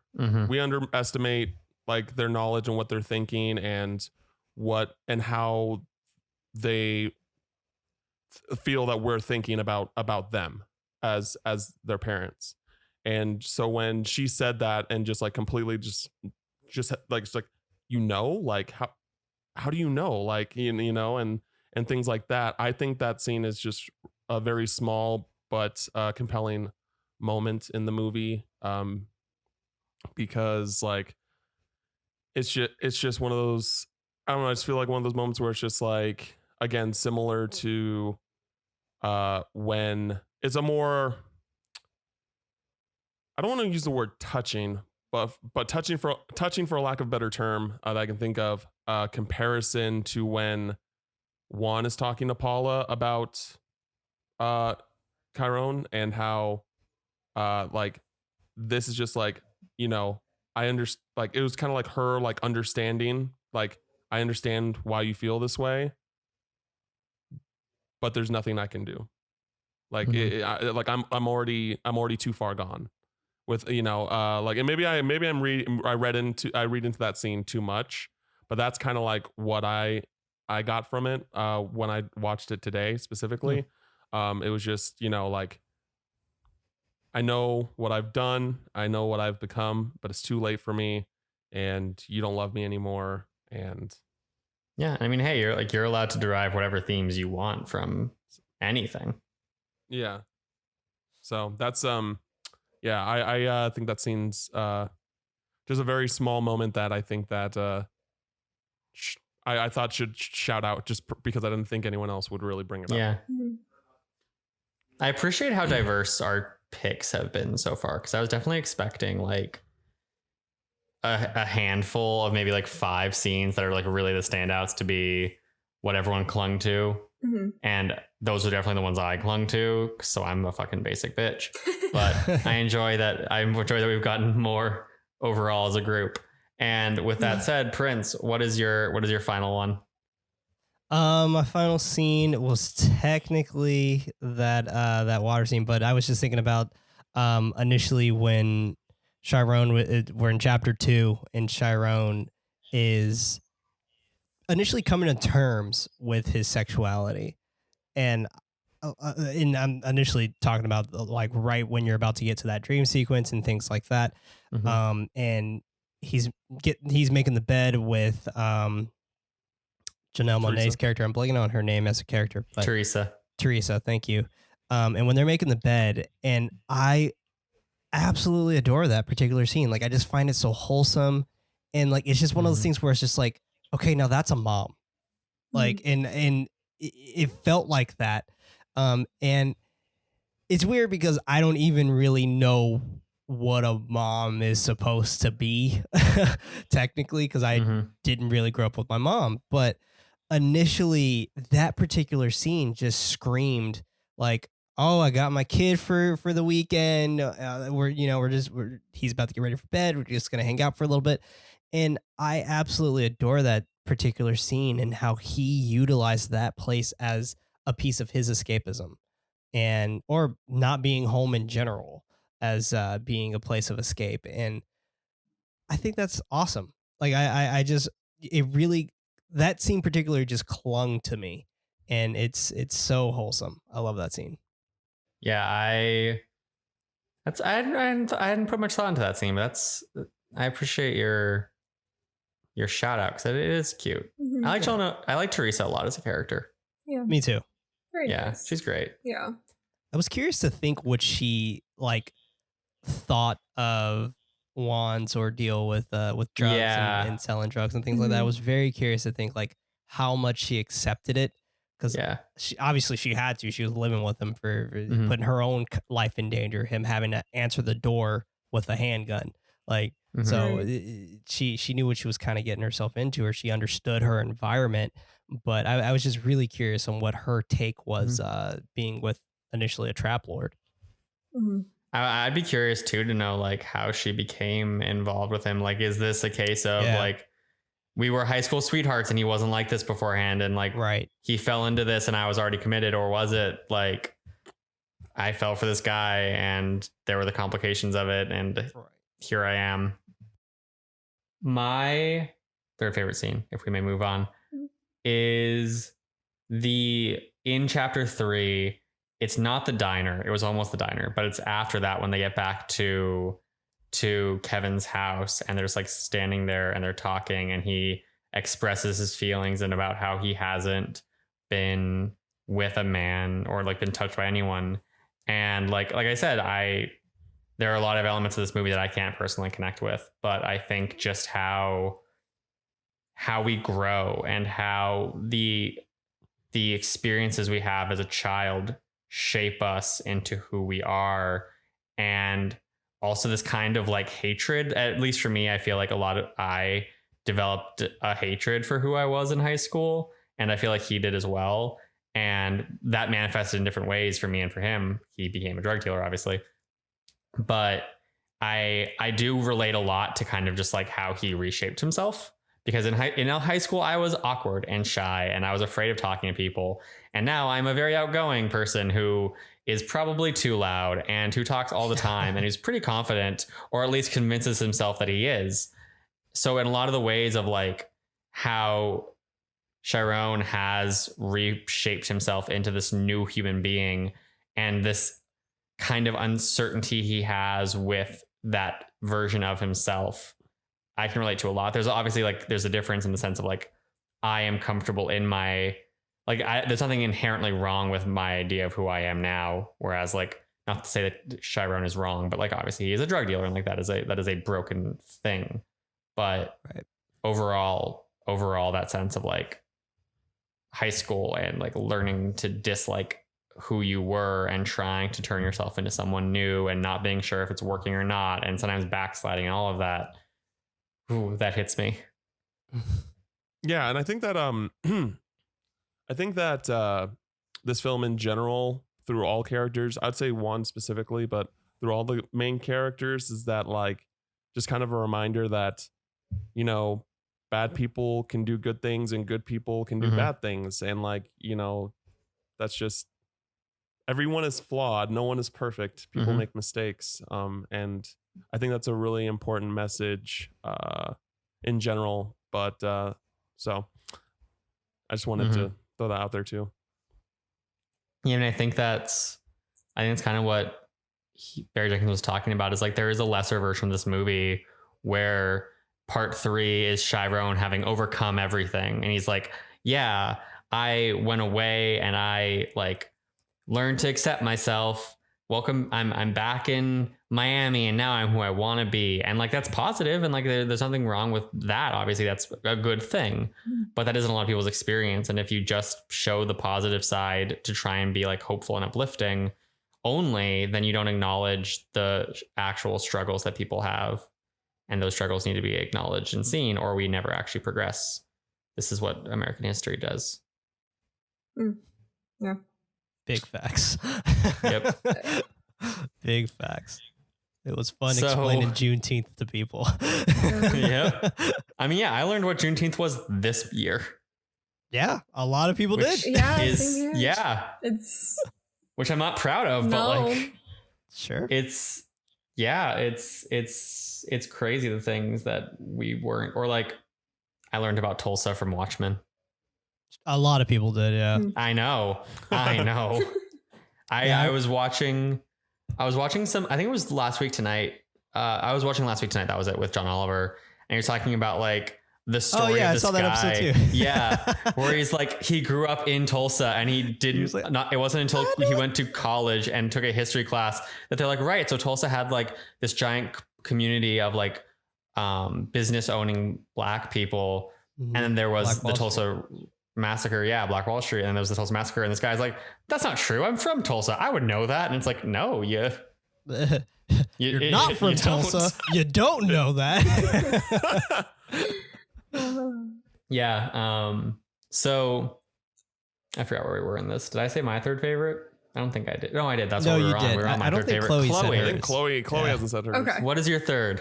So after the diner scene, right before they get back to Kevin's place, we're in the car. And Kevin's like, oh, you should drive all the way to see me. It's like, do you even have a place to stay? Then Chiron just kind of turns the music up, and then like Kevin just kind of like smiles. It's little moments like that. I'm like, oh, I know how that kind of feels, you know. Pinch the cheeks, you know? Exactly. It's like adorable. The movie shifts so much between like super cute romance and like heavy drama about like life and trauma. Yeah. And it's like, but Seriously. here's another cute moment with him and his boy. Here's a palate cleanser. Yeah. I like little moments like that. So that's our scenes. Besides that, though, guys, who in this movie is your favorite non-protagonist character? So aside from Chiron, which character stands out the most to you? Again, we'll kick it off with Cam. Juan. The answer is Juan. Juan is I found him to be the most compelling character in the entire movie. So, and I think a lot of the story revolves around him, even though he is not the main character. Right. I think I definitely, I don't know, I like whenever I watch the movie, even though I know that he's a drug dealer, even though everything, like when I see Juan, I'm just like happy. I'm just like, it's Juan, and then, but yeah. And again, like he's a flawed person and obviously he does some shady stuff, but it's just kind of similar to what you were talking about earlier, Ben. It's just like he's just trying to survive and trying to work with what he has, and so I just love his character, and I was like, I remember the first time I watched the movie and like got to the part 2 and he was just gone. I was just like, what? He died? What? I was so upset, but again, I think that for the betterment of the story, like, I think it's like one of the one big factor that makes me remember that it is a movie, is that like it's just the narrative reason that makes sense of Juan dying between chapters 1 and 2. What about you, Prince? Who? My dog is barking up a storm. One moment, I'm gonna shut him up. No worries. Okay. I'll answer that question in the meantime. Sounds good. I like Terrell. I really like Terrell. It's odd. Wait, are you serious? I'm dead serious. Okay. And the reason Okay. why. All right. Here's the reason why. Because I feel like, because every bully or asshole, I feel like I want to know their home life. I want, and Terrell just seems so fascinating to me based off of the fact that he was such an asshole, and him even being an asshole just really just made me think like I wonder what's deeper. Like he seemed such like, he was like an onion. He was so layered, and I wanted to go further with that particular character because I felt like he, and by the way, Ben, I mentioned Terrell was actually one of my favorite characters, and the way he just seemed so layered to me was like, okay, we saw him as kind of like Biff, right, from like Back to the Future. He was our Biff, and it just felt like, it just made me want to know, like, I wonder what's going on for him. Like, maybe he is living completely alone. Maybe he doesn't have his parents at all. Or maybe it's quite the opposite. Maybe he comes from a very loving home, right? And this is his way of expressing himself, quote unquote. But he just seems so layered and so misunderstood in some cases, even though he was a dick. And don't be a dick and don't pick on this poor kid who literally is doing nothing to you. But it just made me want to know more. It made me want to learn a lot more about Terrell. And just from those few interactions we've had, when he got hit with the chair and all this other stuff, I even now, like I even think back, like I wonder what happened to him. Like it just makes me curious about him specifically.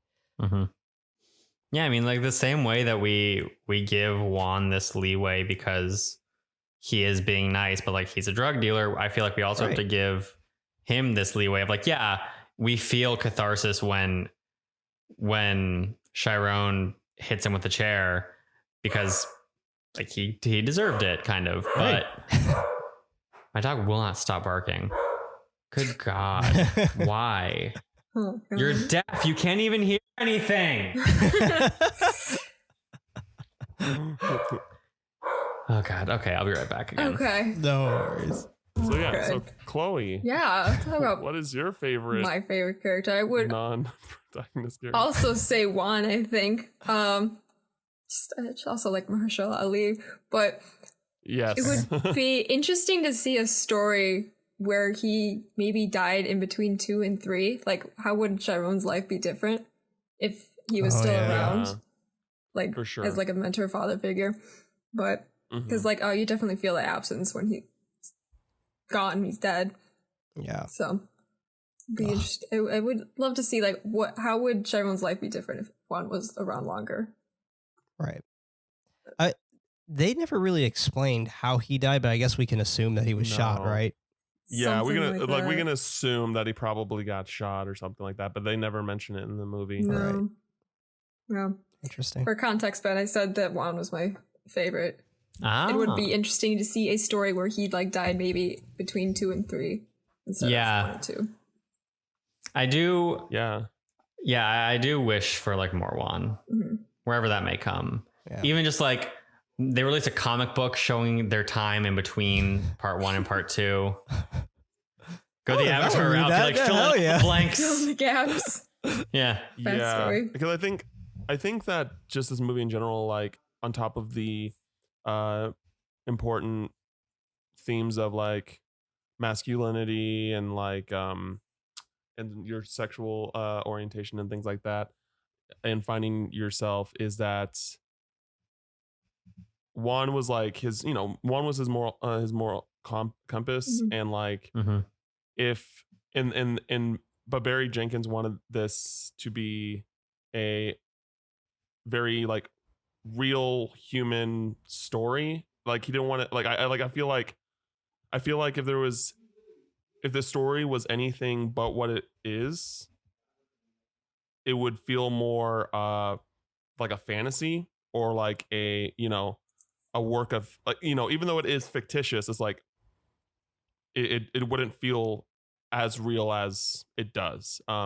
Because if Juan was alive at that point, like, he, like Chiron probably wouldn't have done that thing to Terrell, and he probably wouldn't have ended up in jail, and he probably wouldn't have ended up as a drug dealer, and but I think it's just like, again, just similar to the whole surviving as a black person, when you grow up in a ghetto, like poor neighborhood, you're in, and that's like really all like that's how you're likely going to end up. So with those type of factors in your life, so I don't know, I think I definitely like it would be nice to see, but I just think for seeing Juan as a character, but I think as a movie it would just kind of ruin a lot of the all the parts to make it the masterpiece that it is. There's a reason that they killed him off. Yeah. It makes sense. Yeah. Mine, Definitely makes I'm sense. glad none of you have said mine, which makes me very excited. My favorite character is Kevin. Fucking knew it. love Kevin. He's great. Oh yeah, Kevin's great. He's- Kevin's great. He's charming, he's supportive.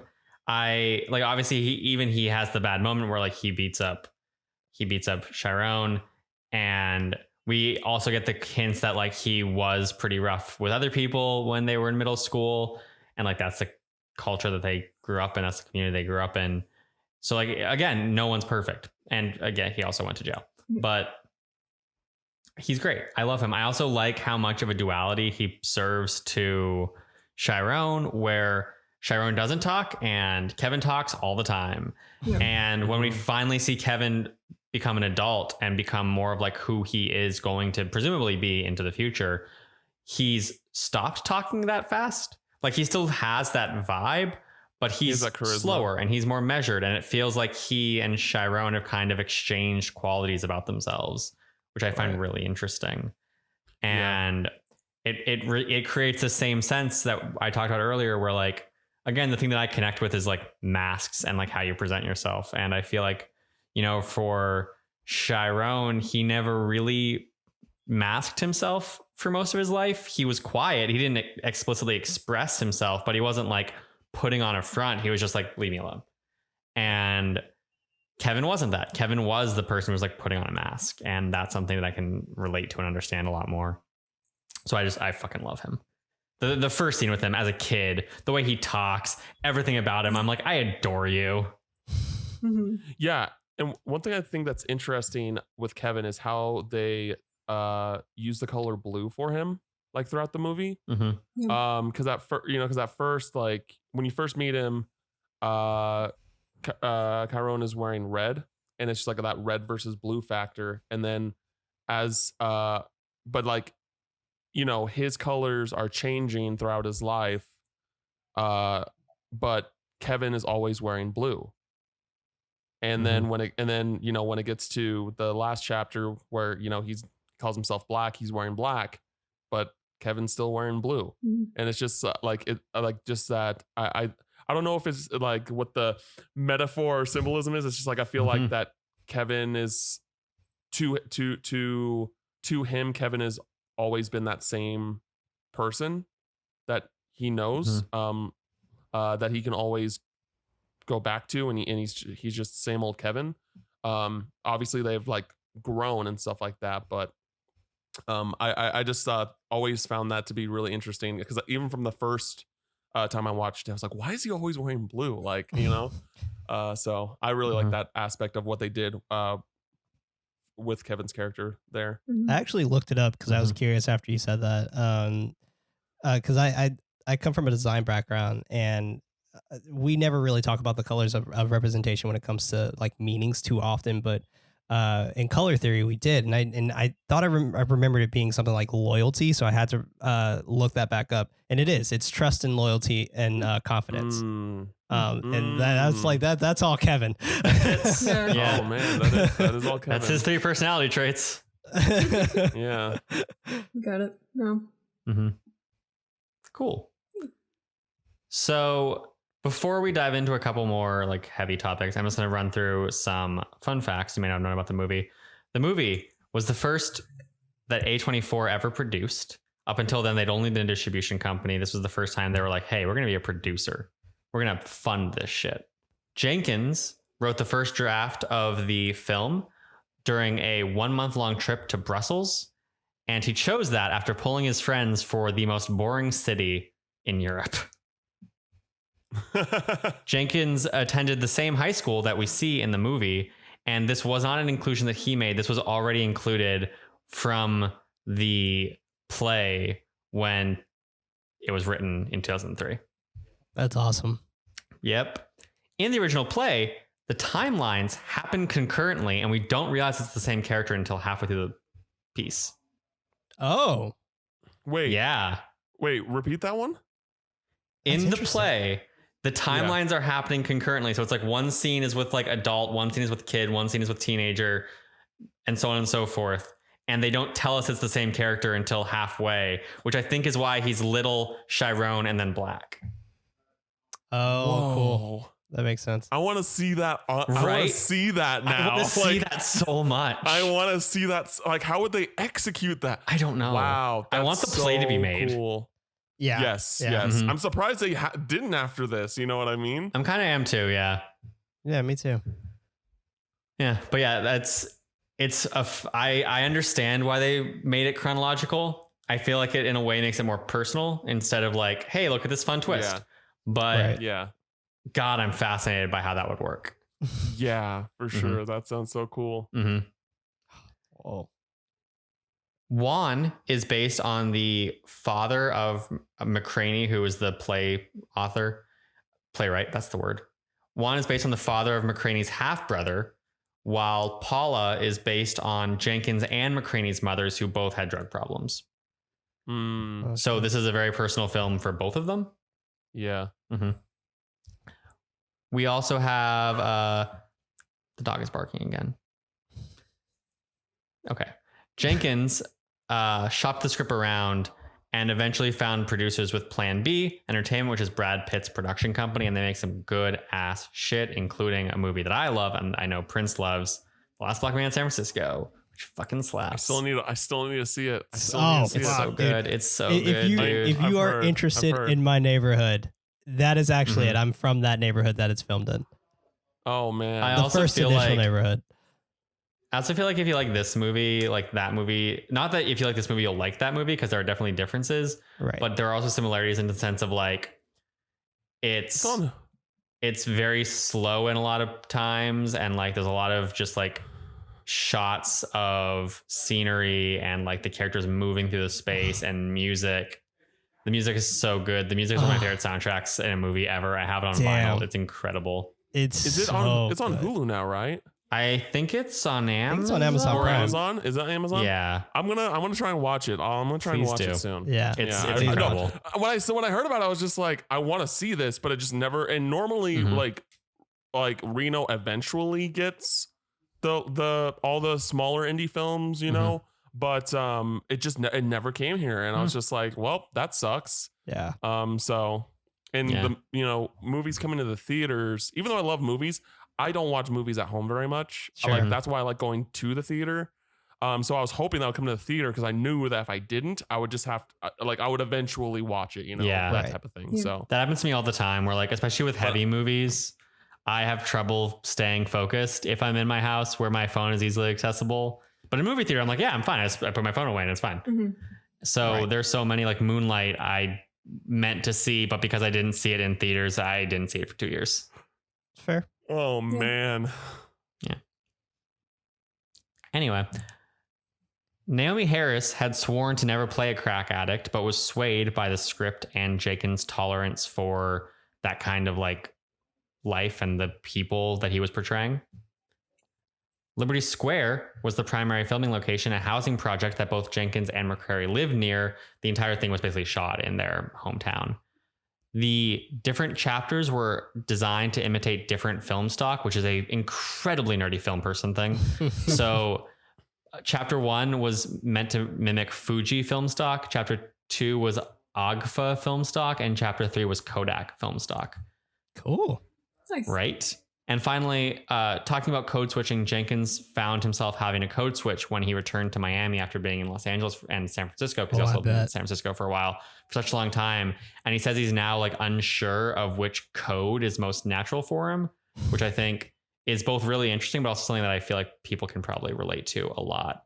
Of just like, and I think it's something that we also talk about in this movie where it's like, when you change, who are you? Are you the person, like, is Chiron the person that he reverts to when he's with Kevin, or is he the person that he's become, or is he, and realistically he is like this kind of hybrid of it, but like, how do you, it's hard. It's, people are fascinating.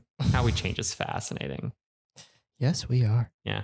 Prince, do you feel like, cause you grew up in, as you described it, the hood.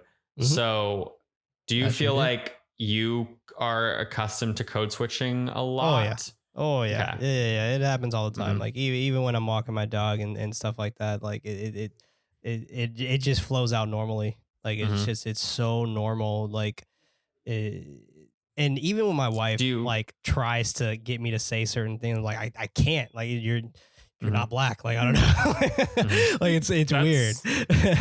That's kind of how I am because I was born in England, so, and have my family's British. My mom has a British accent still to this day, and sometimes when it's not even something that I can just do on command, but like sometimes when Mhm. I speak to anyone who's British, I like an accent comes out, Right.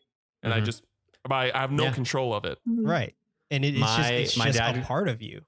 Yeah, My dad grew up in Maine, and like Maine has, like a thick accent where like you drop the R's and like pak the Yeah. the Havayad and shit. Pop the And con, hop the yacht. yeah. And if you So if you go back if my dad goes back to Maine, he'll just like start talking in the accent again, even though he doesn't have it whatsoever most of the time. That's, code switching's fascinating. Yeah.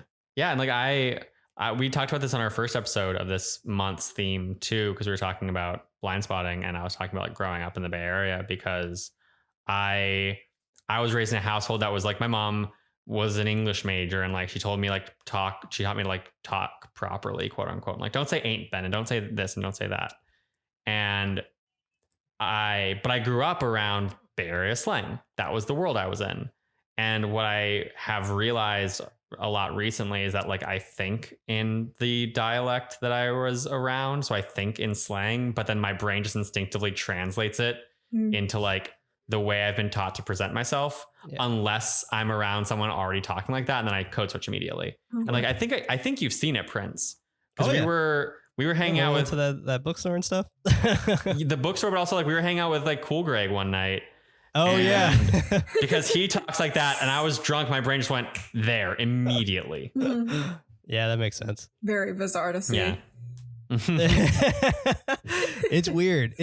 And one thing I would like to add to that too is when it comes to code switching, especially like if you're from like the hood or whatever, when it comes to it, sometimes it is a sense of survival, and it's very odd to think of it that way. But for example, my brother, being from the ghetto, and he lived in the South for years, and he's also gay, and he lived in the Deep South. He lived in Tennessee, and when he was there, he had to do it all the time. Like he made sure, and to this day, like it's just gone. Like he doesn't have, because he used to talk a little bit more like feminine, and now he doesn't have that even anymore, because he had to kind of throw it completely away when he was in the South. And it's so fascinating, like seeing that kind of perspective on things, and hearing stories of my friend who refused to cut their hair until they moved to the Bay Area. Like they just were like, nope, not cutting my hair until I move here, because I don't want people to look, and I don't want people to not only judge, but I don't want to get hurt. And that's even though I don't feel like anyone's gonna hurt me if I talk the way that I'm talking right now in front of them. It's just more so the sense of like, I don't want them to comment on it. I don't want them to see me as like I'm trying to be better than them or something like that, because that's when situations can now say, okay, I could probably get hurt, kind of thing. And it's a weird thought, but it is sometimes a sense of survival. That makes sense. Yeah. I get that. I get that as someone who like speaks white, for, you know, while being black. I get that. Yeah. So that's, like I said, that's it for the little fun facts. So back to the heavy topics. How do you guys identify, like specifically Prince and Cam, like how do you identify with this movie's portrayal of like masculinity? Because obviously, like I as a man, I've also experienced it and how it shapes me, but I experience it through the white lens, and like this movie is very much in a lot of ways about like black masculinity. So for you, what is that? What expectations do you feel like you had growing up?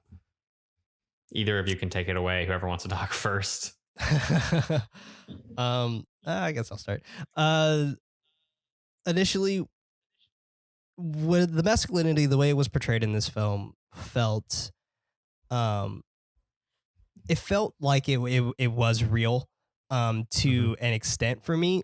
But there were certain moments that you see where sometimes you just kind of find the right person who's empathetic for you, and there are other times where you don't. And some it's interesting, like seeing how the masculinity was kind of placed in different areas, like with Kevin, him talking about having sex with the girl in the stairwell, and then you kind of transition back to Juan, and well, you don't from that scene, but initially you're just seeing all of the placements of where it can be toxic, and something where it's just like, this is how you should be. You should be having sex with a girl in a stairwell too, kind of thing. And that's where it seems like for some men, they'll be jealous of Kevin. Like, oh man, like I want to have sex on a stairwell. Or just like, no, do you really? Like do you really? You don't. But it all kind of goes back to how a man should be, quote unquote, and how what a man should look like. But traces of that and traces of success in general can look different for so many different people. And I thought it was absolutely beautiful when Kevin really hearkened on that towards the end of the movie, of him saying how happy he was where he was at. To him, he reached success. And he didn't have the nicest apartment. He was in a studio, but he had his son. He had, or little Kevin is what he liked to call him. He had a job that paid him well enough to feel like he's doing what he's able to do now. And that made me think like, this is the type of masculinity that is, to me, positive. That's a very positive sense of masculinity, where it's just like, you don't need crazy cars or crazy riches and things like that. Kevin was completely content taking the bus to work every day. Completely fine. He was just like, I take the bus and I'm happy doing this. Like I get to still put food on my table. I get to drink green tea that you obviously have never had, Chiron. So it's things like that really, it felt like Chiron was still learning how to be quote unquote a man in a way. And it's just like all of us, I guess. It's just all of us are still learning how to be adults, even though technically we're adults, but all of us are still learning how to do this. Like, I'm having a kid soon. I don't know what I'm going to do once this kid's here, but it's all of that stuff that you think about.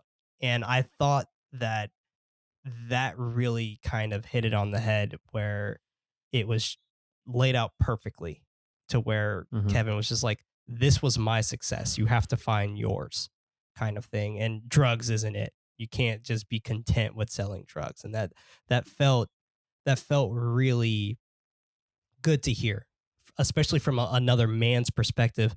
And on top of that, a man in the same age group. You don't really see that often, where another person in the same age group as you is giving you that life advice of, this is not the right success you want, kind of thing. And you don't want to work yourself up in a trap or by selling drugs and becoming a drug lord. Like, you don't, that's not the path that you want to take, because it's not you. You're better than that, kind of thing. And hearing that from someone who was initially considered his peer was just absolutely beautiful to see. And man, it just, Kevin was my second favorite character, if you guys are wondering. But initially, that whole line just made it so perfect to me, of how he found success in something that he thought was beautiful. And I absolutely love that. It's great. And masculinity is toxic. That part isn't great, but right. Yeah. Cameron, what about you? Do you have any thoughts?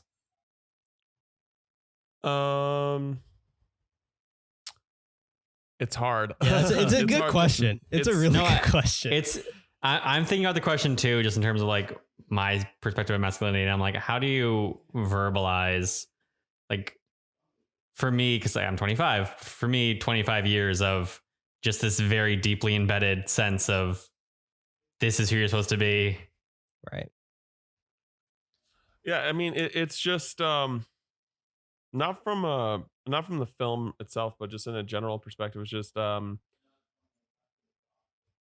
man, just do what you want. You know, as long, like, just do what you want. You know, because even though, like, again, just kind of go back to my dad, but my dad, like, he was a sports fanatic. Like, he could have been a sportscaster at, like, easily. He just knew everything. So, but like, even though he was a big sports guy, he didn't really push sports onto me, and like had those expectations that, like, oh, I got to do sports because, you know, you're my son, or like, oh, you're tall and black, and like, or like, you're athletic, like, at the time, at least, that's you know, so but also, it's just like, and because I think it's kind of hard to, like, talk about the right things about masculinity without talking about the right, not the right things, but like what's like how masculinity should be seen, without talking about what being, like, femininity, is that a word? Should be seen, femininity. Like, femininity, that, like, you can choose to like do sports and, like, be that stereotypical masculineness, and that's fine, like, as long as you're not being overbearing about it. But it's also fine to, like, love music and the arts and things that aren't considered masculine. And you know, and again, it's and similar to being just kind of like the big topics about being a woman in the workforce. Is just like, you know, there's just like that stereotypical like, oh, the man takes care of the house, like blah blah blah blah blah, and it's just like, well, no, the woman can do more, if not at the very least the same, like and more, like, you know, and that's perfectly fine too. And then there are also women who just like are housewives, and they just and they're okay with that, and they're content, and that you know, and that's perfectly fine as well. Shit, I'd be a housewife. It's really just I'll be a house husband so easily. If you want to make enough money to support both of us, I'm there. Yeah, exactly. So yeah, you know, it's just as long as you're not trying as long as you're just not trying to force anyone to like any sort of expectations on what they want to do or anything like that, then cool. Like, I mean, as a musician, I would like my kids to do music when they grow up and things like that, but if they don't want to, that's fine. Like it's the same, it's the same concept. So I don't know, I just think it's I think that the way this story tells it is like, you don't have to subject yourself to how you like grew up and what you think is what is masculine. Like, you don't have to do that to have the life that you think you want. I don't want to say it's like imposter syndrome, but it's basically like you're undergoing that umbrella of like, oh, these people are doing this and this is where that got them, so I got to do this to get to the same place, which is just not true. Like, you can go down a different path to do what you want to do. Like another thing, my dad's family specifically, like all of the men, like up to my grandfather at the very least, were in the Air Force, and I'm the first person, and I'm asthmatic, so I mean that automatically knocked me out of the gate. But even if I wasn't asthmaly, I do not want to join the Air Force. I was like, you know, and my cousin, surprisingly, I always felt that like my dad's side of the family was like really strong about like, oh, you should enlist in the military and things like that. But you know, when he's stationed in Germany, and he flew down to Vegas for the service, and he told me like, you don't have to, you know, if the military's not for you, it's not for you. Like, and I was just like, what? Like, I was so, like, you know, I didn't expect him to say that. Because I always got that vibe that like, oh, it's just, you know, I've had other people in my dad's family just be like, why didn't you ever join the military? And I'm like, I'm asthmatic, I can't, and I don't want to, like, things like that. So it's just those expectations that you just, you know, need to realize that you make the choices that you want to do with your life. Like, no one else makes those decisions for you. Like, they can disagree with you, they can be mad at you, but at the end of the day, those are your choices. If they succeed, they succeed, awesome. And if they fail, they fail. And you know, you just gotta like, don't let anyone like stop you from doing what you want to do. Again, just kind of similar, swinging back to my dad again. Like, I was planning on getting married like last year. But then I decided to hold, me and my fiance decided to hold back on it. And now my dad's passed away, and now he can't see me get married. And so like, once that happened, I'm like, I don't care what the state of the world is next year. We're getting married. Like, we're moving on with life. Like, you just got to push forward. And I think that is a big thing. Like, it's just, especially for men who like have those stereotypical, that live in those stereotypical aspects of the household, or like your friends, your family, whatever it may be.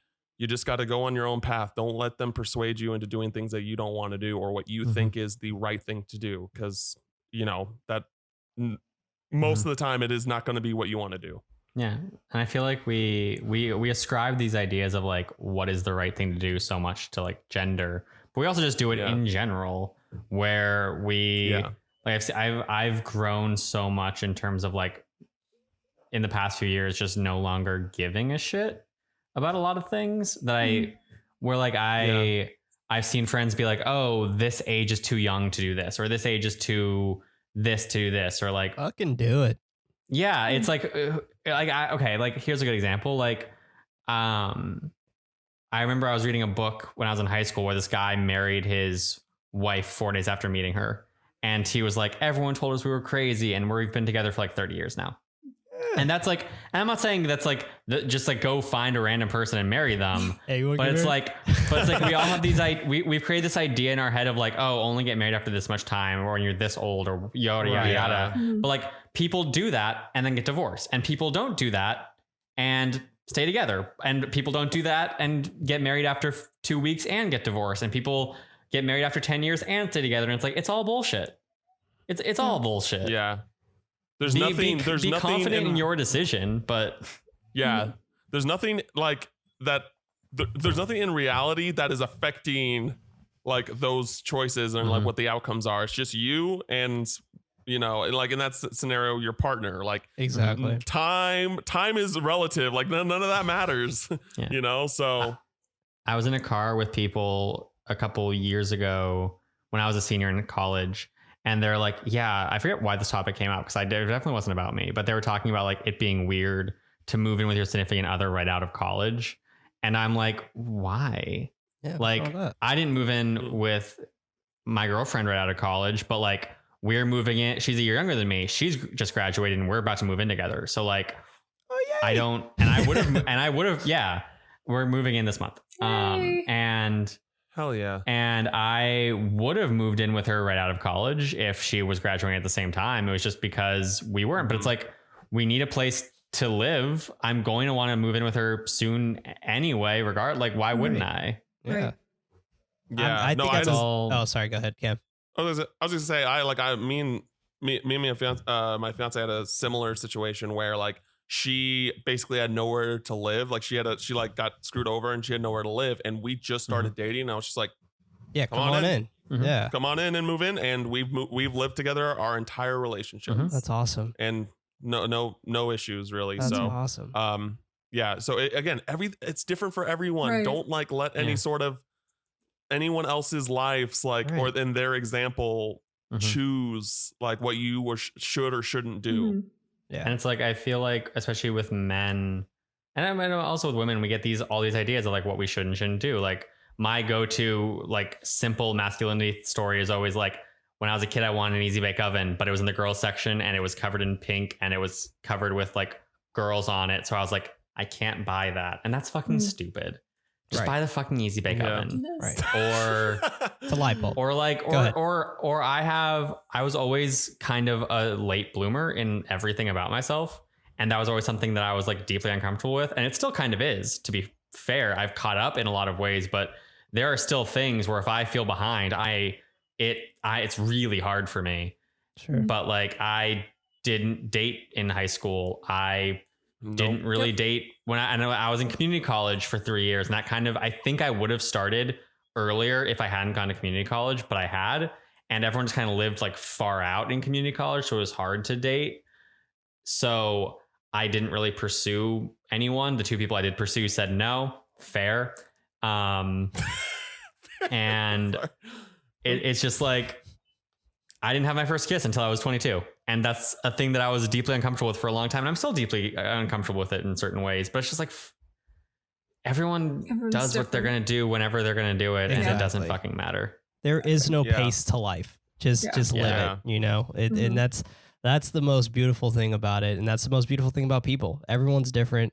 Everyone has their own type of background or baggage or whatever the case may be. Like I moved in with my wife while we both were in college, and her parents were furious by it, but at the same time we were just like, well, fuck, one, we live in the Bay Area, and like what else could we do? Right. And two, it's also something that we both deeply wanted to do. And gosh, I want to say it was maybe like 5 years or 4 years into our relationship that I proposed to her, and been together for almost 10 years. And it's such a great feeling to know that this is my life and I'm going to live it the way I want to fucking live it. And it's fantastic. It's great.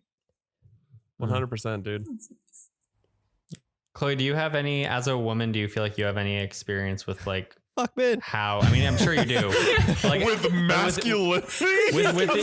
with the opposite side of that, of like expectations that society puts on you as a woman, and like how you feel like you're supposed to be.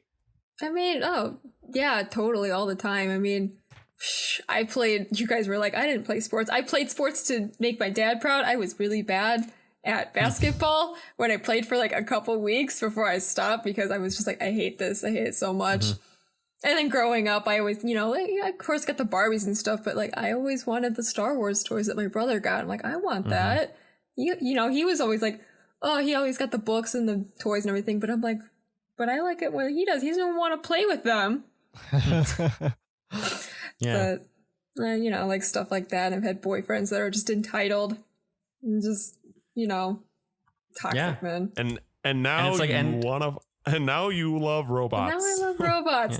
And also, like, in any industry, I have to work like 3 times as hard to get any sort of recognition that any just random man will get instantly. True. Especially a white man. It's so dumb. Yeah. So Yeah. dumb. I apologize for Being a white man. Being a white man. No, I talked about this on an episode of a podcast where, like, legitimately, I feel like a deep conflict about trying to work in Hollywood, where I'm like, realistically, there's so many white men in Hollywood already. The voices that I think need to be hired are not mine. But also, I want to work in Hollywood, so hire me, guys. Right. Yeah. No. Even when I broke out into the horror industry, which was fucking weird, and it was still recent, so it was still really fresh. But that was such a huge thing for a lot of people, where I was getting messages from a lot of Black people who are trying to break out into the horror industry, and just like, oh my God, like, you're a huge inspiration, and things like that. And I'm just like, me? Like, I'm an inspiration. Oh, thank you. And seeing that and being initially the first Black person to be on Bloody Disgusting's podcast network, that was such an humbling experience. And you are right, Ben. I mean, sometimes those voices are heard a little too often, and I want you to make it into the Thank you. Film industry in general. So that I'm not saying that I don't. I appreciate it, but no, you're right. Like, they're heard entirely too often. Right. And it was such an interesting feeling breaking out into that. And it's something I've always wanted. I've wanted it ever since I was 14. And initially, when it eventually happened, I was just like, okay, so what next? Like, I don't know what else to do. Like, I'm trying to like think of like a mental checklist, because to be honest, I never thought I would be there. And now it's just like, okay, now I'm formulating all these plans and things that I want to do with initially my Blackness and being in the horror genre. Like that's just something that is very intriguing to think about. And it's a surreal place to be, but you are right.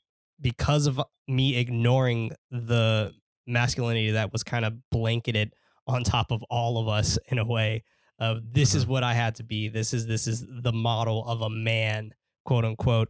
Ignoring all of that shit and going through my own path and things like that. I found my wife. I found the fact that I can be very open to her as well. And those are the things that I feel aren't really talked about too much. You see a lot of I guess men saying like, nope, harbor your feelings, let them internalize, don't talk about them, keep them to yourself. Your feelings are private, and being able to voice that. And honestly, I'm not gonna lie, I'm a pretty emotional guy. Like I'm very sensitive too. So it's with those sensitivities and those emotions, I wear that shit on my sleeve because it's part of my personality, and it's just, it's something that I have to do. And my wife is also very sensitive and very emotional. So I feel like for both of us, we understand each other differently because we both are emotional people. So we kind of know how to comfort each other instead of us being a hard ass on each other or something like that. Like, if you have to cry, we're just like, fucking go in the shower and cry. If you want to go in the shower and cry, who cares? Cry. Let that shit out. Let it out. So Ellie's gonna have a nice household of crying, so she's gonna cry. We're gonna cry. It's gonna be great. Perfect. Yeah, no, I totally see where you're coming from, Prince. Like, just through my gaming stuff, like, I'm like one of like 5 Black people who have ever been on Kind of Funny Games Daily, like Yeah. maybe. Mhm. I think me and Blessing are the only two Black people to ever be on Podcast Beyond. Like I didn't look back, but like I don't remember seeing any. I think you're right. Yeah, I don't think I've seen. So I'm just like, or I think Khalif has been on it now too. But I'm just like, there's like, true. You're right. And the three of us are like also three of the people that have been on Kind of Funny Games Daily. Yeah. Exactly. And it's just like there's such a small number of us in the gaming industry. Because I remember when I first saw Khalif on Kind of Funny Games Daily, I was still like, I wanted to get in the industry, but I didn't have like a gig yet or anything like that. And I really didn't know how to get started, which I'm thankful that DualShockers just basically like picked me up on a whim, and was just, just like, oh, there are Black people in the media of gaming. Like, I didn't even know that. Like, so that's why I like, follow Khalif, and like, I'm really good friends with Khalif now, which is wild.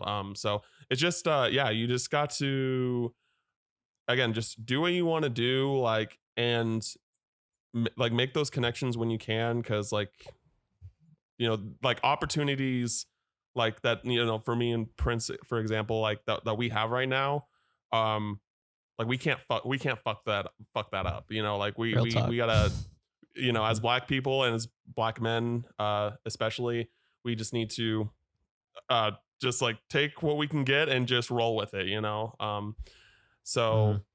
because like once if anything happens where we lose those opportunities, like what do we have left? Like, we're gonna just have to like settle for something when we're both obviously two ambitious people that want to do more than like the average, like 9 to 5 40 hours a week person does. Which, and again, there's nothing wrong with being that, right? There's nothing wrong with that, but like, we are obviously working to do more than that. So yeah, I agree with you completely, Prince. And yeah, no, Ben, you got to get into Hollywood for sure. Yeah, you definitely got to get into Hollywood, because honestly, they need more voices still like you. Because it even though, yes, you are white, you are a huge ally to not only people of color, but also LGBTQ community, women. Absolutely. You are the biggest ally, and we need those voices to be like, no, fuck that. This dude over here, he can write this. Like, like I feel like you would say shit like that. You would speak up. You will be Brad Pitt. But it's things like that I highly feel is just so important. And I'm glad everyone here that I'm speaking with right now are also feel the same way. Sorry, we are no longer talking about Moonlight. It's fine. Like, this is talking about like how the movies connect with us is important. And like, I'm going to cut the next question, by the way, just because we are very long in the tooth here. Oh, sure. No worries. Okay. Yeah. But no, it's like, I feel like if this podcast was me and another white dude, I would kill myself. And as of now, like, it's me and Chloe, and we are both white. So there's still a lot of whiteness here. So, and that's something that I try and be conscious of. And like, with the guests we've brought on, I've tried for the most part to only bring on guests who are not white men, who are women or people of color. And I'm not saying this to like toot my own horn, because I don't think this is something worth like congratulations. I think it's bare minimum. I'm saying this to criticize other people. Other people, do the bare minimum. Please. Yeah. Please. Do not bring 3 white men onto your podcast with other 3 white men to talk about a movie made by made by a white man. Yeah. And honestly, most of us, and by us, I mean Black people in general, like, and I'm sure Cam can attest to this too, is that all we want is a fucking chance. Like that's it. Like just one chance to show you how awesome we are. And once we have that chance, I feel like that's when, like, okay, now opportunities can come in, because DualShockers gave Cam a chance, because Bloody Disgusting gave me a chance. We are now in places that we never thought we would be. We can talk, like Cam can talk to developers and so on and so forth, and probably get games for free and all that stuff now. And for me, I watch movies weeks in advance now. Like, and I'm pressing film festivals and all this other stuff. And these are areas that I've never saw myself in, and I never even knew I wanted to be press until I had that opportunity presented to me. And shout out to Kayla Her. She's fantastic. She lives in Germany, and she's probably my favorite person in the world right now. But she initially was the person who gave me my first chance to be press. And she had one particular film called The Beach House, and I just put on Twitter where she's like, man, I really want to see this movie. She DM'd me and was just like, yo, I'm actually the PR person of this film. Have you ever been interested in covering film? And I was just like, I mean, I love movies. I don't really have an outlet to write, but I have an outlet to talk. And one thing led from another. And now I have a list of like 50 plus contacts and PR people that I can reach out to for any type of horror film that I want. And by the way, I'm still looking at you, Universal. I want Candyman. But but it's all of that initially has been such an interesting journey. And especially as a Black man who doesn't have that opportunity to initially get the opportunity is so interesting. And that's why I was constantly rooting for Blessing, especially when he became on Uppercomer and all this other stuff. I was like, holy shit, like that'd be fucking awesome if they were giving him a job. Not to say that, Chloe, you didn't do good stuff too. Like you were fucking awesome, and honestly, you deserved him just as much. But it was just so cool to see that happen. And granted, I will be honest, I don't really listen to Kind of Funny too often anymore, even though I'm wearing a t-shirt. But it still is something that is another area that has a lot of work to do, where just like Cam said, like 5 people, like I didn't know that. Like that's heartbreaking to hear, where all of the plethora of guests that they have in their phone book, and there's only been 5. And I think the other problem is too that, like, especially in games, but in most media, really, like the online content creation community is such like a friend group, that people are just like, I'm gonna bring on my friend, and I understand that instinct. But when you're doing that, you're reaching out to a bunch of people who might look like you. And, you know, like if we wanted to criticize Kind of Funny for a second, which I will, like I was looking at We Have Cool Friends, and We Have Cool Friends in the beginning of its run had diversity because they were reaching out to friends who included diverse voices. But that well ran dry eventually. And the past 3 months, I think, has had one person of color. It was not, which was Khalif, right? No, that was before. Shit. It was a woman. I forget. She is a host for ESPN, I think. Oh yeah, Andy initially. Oh, Mina Kimes? Yeah. What's her name? Mina Kimes. Yeah. Mina Kimes. Oh, okay. Yeah. She's the only person of color who's been on that show. Yeah, and speaking of which, again, I think the 2 Black people that have been on We Are Cool Friends is Khalif and Blessing. Oh yeah, that's right. Again, like they're like the same people. Like the same people are showing up on the same stuff. And I think they might have had Xavier Woods too, but that's again. Oh, and Xavier same, Woods, and Xavier Woods. Sorry, and Xavier Woods. It's the same thing. And again, the same 3, like are 3 of the 5 people that went on KFGD. Me and Odell Harmon Jr. being the other 2. And we see that in Hollywood too. Like I've heard a very consistent criticism from the Asian community where they're like, you've started just casting the same 5 Asian actors and everything. It's like, it's cool that we're getting movies, but it's just the same people. Yeah. And that's why The Farewell was fucking awesome. Because you're just like, you're getting this like this, in a way, this dish of beautiful actors and actresses. And it's just like, look at what they can do. And I love that kind of stuff. And oh man, geez, man. And honestly, it's weird to say, even though, yes, the horror community does have a lot of work to do. They are in a way kind of making strides to combat this, to have more LGBTQ horror films and things like that. There's huge podcasts that are catered to that kind of stuff. And there's more Black representation now becoming in films and things like that for horror and all of that stuff. And this is all the cool shit that I want to see. Like and I'm tired of the tropes initially that you get the magical black friend or you get the sacrificial black friend and things like that. And these are all tropes that I feel like a lot of horror directors are listening to, where it's just like, yeah, that trope really fucking sucks. Let's go ahead and swap that out and make a new trope in a way. But it's interesting. It's really interesting. Yeah, and I'm also just complete side tangent. Just because we brought up the farewell, the uncle in the scene where he's like talking to his grandma, to his mom, and he's like breaking down. Yeah, literally, he deserved an Oscar for that. 100%. Literally for that one moment, I was in tears. I was just like, wow. So good. Again, another. Like, I know I say that I don't cry in many movies. It's true, but that is another movie where I cried, and I was just like, I couldn't.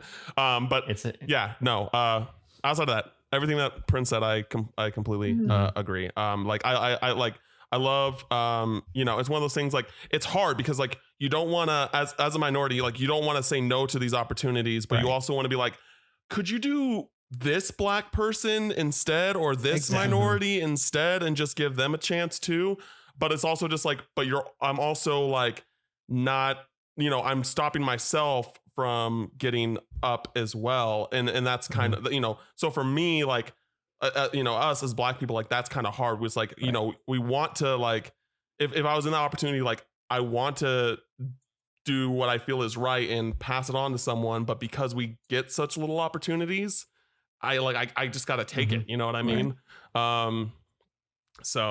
I feel like it says a lot that, like, you're thinking about this, because I feel like a lot of white people aren't, where, like, we have more opportunities to begin with, and yet still, and, like, not to say that's not hard to get into these industries for anyone, but, like, we do have more opportunity, and yet still I see, like, we'll be given our shot, and that shot will be alongside, like, two other white people who are established and who don't need the support of something new. And, I understand the instinct of, like, well, this is my shot, I want to take it. But, like,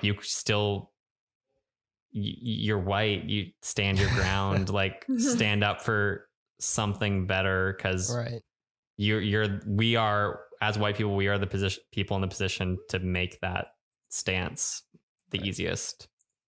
And what makes this so interesting, especially with, like, black representation in film in general, but what makes this so interesting is just like what Cam said, like, getting that shot. Like, we don't really get those types of opportunities often. Like, I'm almost 30. I'm 1 year away from it, and me being almost there, and just like how we said, like, kind of breaking that boundary of, like, what, like, who cares what age you're in, like, that doesn't really matter. But there was a sense of embarrassment where it's just like, well, fuck, dude. I'm almost 30, and it took me this long to really get into this industry, and what I'm probably gonna have, like, a 20-year stint or something like that, when I wanted a 40-year or 30-year stint. And I was even thinking to myself, like, that could still happen. Like, I could be the fucking old crazy black dude who's just like, fucking horror movies, like, you know what I'm saying? But it's all this shit could happen. Like, I don't have to sell myself so short. And it's really interesting.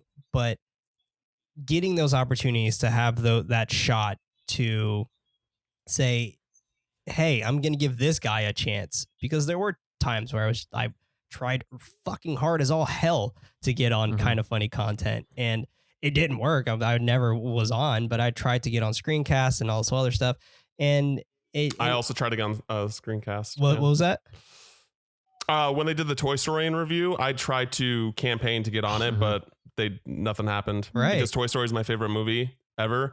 So I was just like, yeah, I made videos. I made, like, a bunch of content for Twitter. Yeah. And not even like a whisper to me. Right. And I was just like, okay. Yeah. Well. And this is nothing against, I'm not going to say who, because this is nothing against them, but I mean, I was kind of promised to be on Screencast, and it never happened. I never heard anything back, never heard nothing.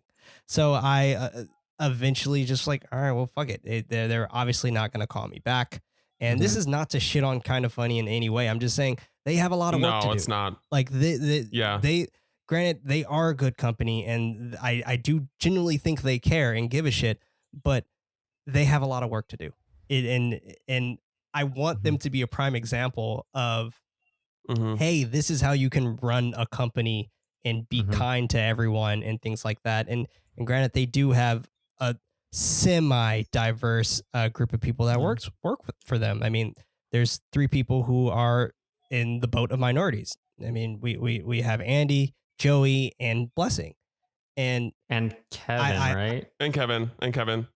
Yeah, I too. think Kevin is Argentine or something like that, right? Guatemalan. I don't know. He's in there too, but that's awesome. Like that's really, really cool, and I love seeing that. And I even did the same thing for my podcast. Like for me, obviously, I'm Black, and for the next person that I have, they're Latino, and the other person is Argentinian and Italian. And it's all that type of stuff that I feel like is really, really important to show that being diverse, one, is fucking cool. And on top of that, having diverse guests is really, really awesome. Most of my guests for Nightlight have been women. And it's nice. It's because of that particular experience of me wanting to have a diverse voice. And because my podcast is mainly men, we need some women in there. Like we need that stuff sprinkled in. And not because you're trying to be PC or anything like that. It's because their voice fucking matters. It's better content. Exactly. And it's just like, it's more interesting instead of hearing 3 guys have to talk about a group of women in a film. And it's just like, it feels bad to me. And even then I was kind of grouping in where we're going to have a month of complete female-led horror films that we're going to be discussing. But each episode is going to have a woman on there to also bring in that perspective. And I'm looking very, very forward to that month. We're going to do that sometime in 2021, but looking very, very forward to that. I was really happy that Chloe and I could talk about Transformers together, because I feel like a lot of the time the conversation about Transformers, she loves Transformers, which is cool, but also a lot of times the conversation about Transformers is led by men. The problem is Transformers is a very misogynistically designed movie series. And if you're going to talk about it, I feel like it's negligent to not have a woman's perspective on how Michael Bay shot the movie and represented women in the movie. Because it's not like women don't exist. They do. And they're treated poorly by not just the narrative, but also the way the camera frames them. And I don't understand how you could avoid that. Right. Yeah. And she's like, a bunch of guys talking about it. Yeah. You see the explosions. And going back to like just the Kind of Funny thing, like, again, not to hate on them, but like something that they could easily do, because that's how I got my Inside Gaming gig, was, hey, who are people you want to see on our content on Twitter? And then everyone tagged me. And then I got a DM from Autumn, who's like the head person for Inside Gaming. And I was just like, hey, do you want to be on our show? I'm like, yeah, I do. Like, sure. So it's really something as easy as that. Just like, just make sure, like, go on their Twitter, make sure they're not saying anything controversial, and that they have no particular bad history. And then hit them up, because I do know that Kind of Funny in the past has brought people on that were of color, that were controversial people. Right. So so just that's something. But also, like, if Kind of Funny wants to argue, like, or anyone, sorry, if anyone wants to argue, like, oh, we don't want to bring on random people because we don't know like their history. Kind of Funny's also brought on non-random people who they were friends with. Right. Like, and Max those Landis. People were also bad, like Max Landis, exactly what I'm thinking of. It's like Max fucking Landis, like that. Oh my God. I'm surprised they didn't even delete that episode. Yeah, you can never really be sure. And so I agree. Like, and the only reason I got on KFGD was because I won the PAX West tournament, which, so like, but again, like, just those things that, again, just kind of going back to what Prince says, like, we just got to take every opportunity that we can. Like, he's like, again, because again, like I only went to PAX West because no one from DualShockers was going to go to PAX West. I wasn't planning on going.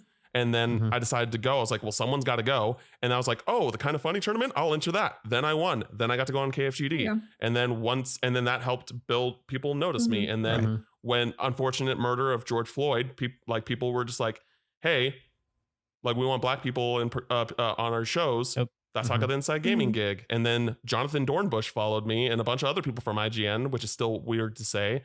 And then I just tweeted Dornbush like, really like as a joke, hey, when can I go on Podcast Beyond to talk about Kingdom Hearts? And he's just like, let's make it happen. And I'm like, there you go. Hello. So it's just like that's crazy, you know, because I grew up like, you know, during I don't even know. I'm sorry. I'm talking really fast here. I'm gonna slow down. You know, probably for the past 15 years, like outside of Oscars night, my favorite like weekend or like time of the year was E3, and I've always like, man, I would love to be there and watch it in person, and like, but I know you have to be super special to be there. And I've gotten to see Xbox's press conference twice now, and I'm just like, that's so cool. What is my life? Like, what is my life? Cool. And being able to say like I've been featured on IGN is like, literally, if you told me 10 years ago that, I would be like, you're fucking lying. You're fucking lying to me. But it's a reality. So it's just like one of those things, kind of like what you said, like Prince, that in 10 years time, you could be doing the same thing. And that's perfectly awesome, you know? And I hope that in 10 years time, I'm at IGN or GameSpot or something big. And I'm like one of the lead black voices in gaming. Like, I hope that is me in 10 years. Right. But, you know, who knows? Like, you know, I feel like I'm getting there.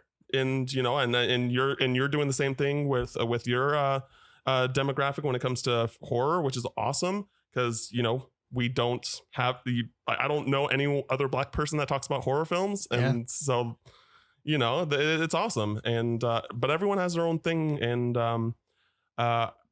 yeah. So I just hope that I hope in the future because I felt like it was going to be a thing with George Floyd's murder, and it was that like it doesn't have to take an unfortunate event or like Black History Month or whatever it may be to get black people on your content. Like just do it because you think that they're cool people and you'd like to have a conversation with them or something. And right now it's easier than ever since everyone's remote. It's so easy right now. Right. Exactly. Yeah, exactly. Yeah. And I made sure to tell Jonathan like after the podcast was like, yo, I live 3.5 hours away from you.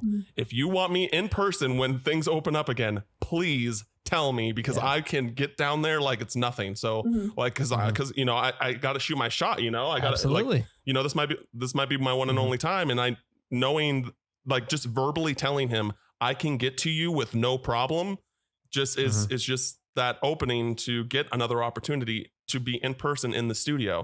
So it's just like, I don't know. So those are the things I think about when it comes to all that representation stuff. Right. Yeah. But sorry, I'm talked like a freaking Sonic the Hedgehog right there. Fine. Yeah. We need to move on, but just to like close this part out. I mean, I think I was reading this book, How to Be an Anti-Racist by Ibram X. Kendi, who is a professor. I don't know what he's a professor of actually, but he's a professor that deals with like talks about a lot of these issues. And he's written a lot of books and he's very important. And the big thing that he emphasizes in the book is like the definition of racism and anti-racism. Because he's like, people have this idea that that there's like racist, not racist, and then like actively opposed to it. And that's not how he presents it as working. He presents it as like, you're either actively opposing racism and its policies, or you are racist. And he's like, and the important thing to note is that we will all be racist. He's like, I, as a black man, will be racist. Like, we will all go back and forth. What's important is recognizing it and trying to be anti-racist as much as you can. And I think it's a great frame in my mind because it puts more sense of responsibility, I feel like, on me to be like, I need to actively do things, or I am being racist because I'm not opposing this. And that's important. And we've created this like fear of the word racism, I feel like, at least among white people, of being like, we don't want to be called racist. So like we use other words, but the reality is just like, it's important to recognize the world that's been created by people that look like me. Yeah. Anyway, so we're going to quickly move through like 5 things because this is very long right now. And then we'll get to the closing out part. So nailed it with Chloe Naylor. Oh, Chloe, geez. how hot is Mahershala Ali? Very hot. Nice. So Yes. executive action. Guys, if you could change anything about this movie, is there anything you would change? You can easily just say, no, there is not. Or you can say yes and tell me something. Literally one thing. I didn't need the scene where the kids were looking at each other's dicks. Like, I did not do that as a kid. I never was in a circle, like, show, like, hey, what does your dick look like? Or anything like that. So I was just Never happened to me. no, either. I don't. Yeah, neither did I. Yeah, we could, that's the one, like, what, 15 seconds of movie that they could have just, Yeah. nah. I kind of forgot thanks. it existed. Yeah, me too. I forgot it was on Yeah. there. I only one thing that I would change too would be I would have loved to see the story of Juan going into chapter 2 a little bit more. I would have loved to have like kind of not have a shimmer of him dying, of saying, oh, you were at the last time I saw you was at the funeral or something like that. Like I would love to have that have been more. Yeah. Because he was emotionally involved for all of us, I felt like. So Right. Mhm. Exactly. That's my exact thing too. Otherwise, Yeah. movie is great. Chloe, do you have anything? Exactly what Prince said, but Mm. Yeah. Yeah, I don't know. I don't know what I would change. I feel like, not to say that I think this movie is like my favorite movie. It's honestly, I struggle to connect super well with movies that are very like slow and based on like glances and stuff. So like this, Portrait of a Lady on Fire, Pride and Prejudice, they're just not super my jam. But I also think it's very good at being that movie, and I don't know what I would change. Also, again, Fair it's enough. very much not my experience, so I don't feel right going into being like, don't do this. sure, makes So, sense. Yeah. This brings us to closing thoughts. Guys, what are your closing thoughts on this movie? Cam, what are your closing thoughts? Again, like, I think that there, from the films that I have seen, I feel like that there are very few films that I could consider to be in the discussion for like the best film of the 2010s. That being like Moonlight, Birdman, Black Swan. I think is in the conversation personally. But I think that like if I had to pick a movie, I would pick Moonlight. I think Moonlight is masterful, so many layers, incredibly relevant, and will be relevant for years and years and years to come. And I just think it's fantastic. Prince, what about you? I love this movie. Like I said earlier, I absolutely adore this film. My third time watching it. It's just, for me personally, I just think it is a masterclass of direction and acting, and it just, everything just felt so fluid, and I absolutely adore this film. I see why everyone really likes it, because it was great. It was nice to watch a calming, tender movie where like I wasn't worried or stressed the whole time. It was like, okay, I can just relax and enjoy the movie, not worrying about like horse people showing up.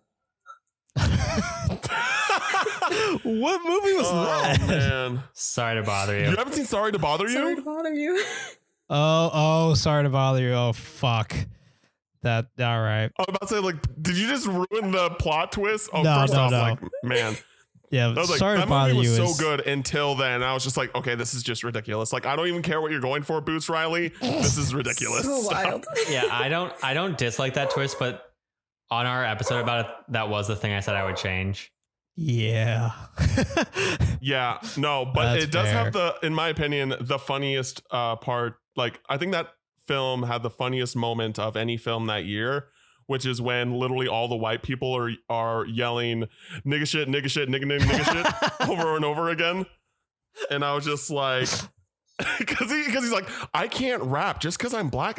Doesn't mean I can rap. Right. And then he tries to actually rap, and then he's just like, nigga shit, nigga shit, nigga, nigga, nigga shit. And then all of them are like repeating after him. And it's just so unexpected. I love it. Oh, so Wild. good. So good. What a fucking movie.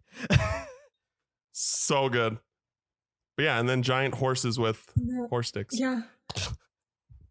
I kind of said my thing. Like, I think this movie is beautiful. It's again, it falls into a category of film that I don't always connect with very easily. My dog's barking like crazy again. No, you're good.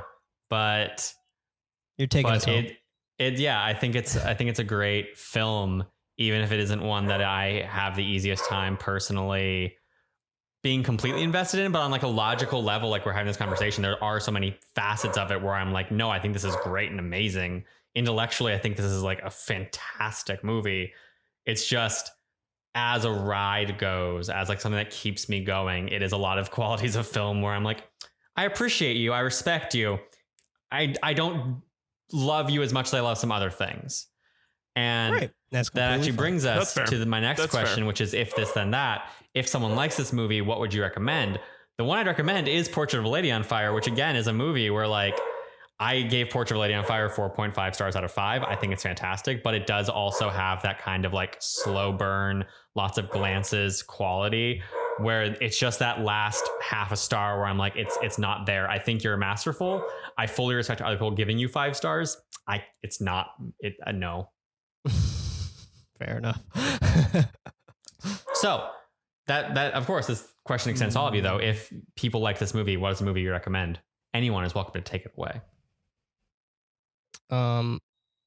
If people like this movie, the movie that I personally would recommend, and this is a little bit of a curveball, but Get Out.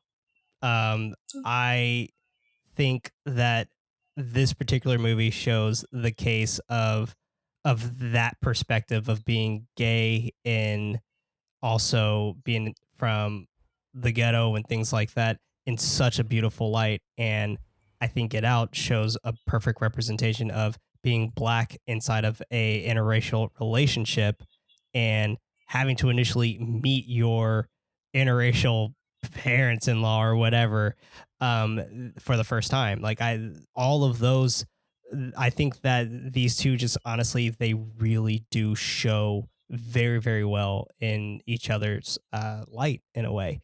But yeah, I would say if you like Moonlight, definitely check out a more intense version of that where it comes to another relationship just on the basis of being interracial. The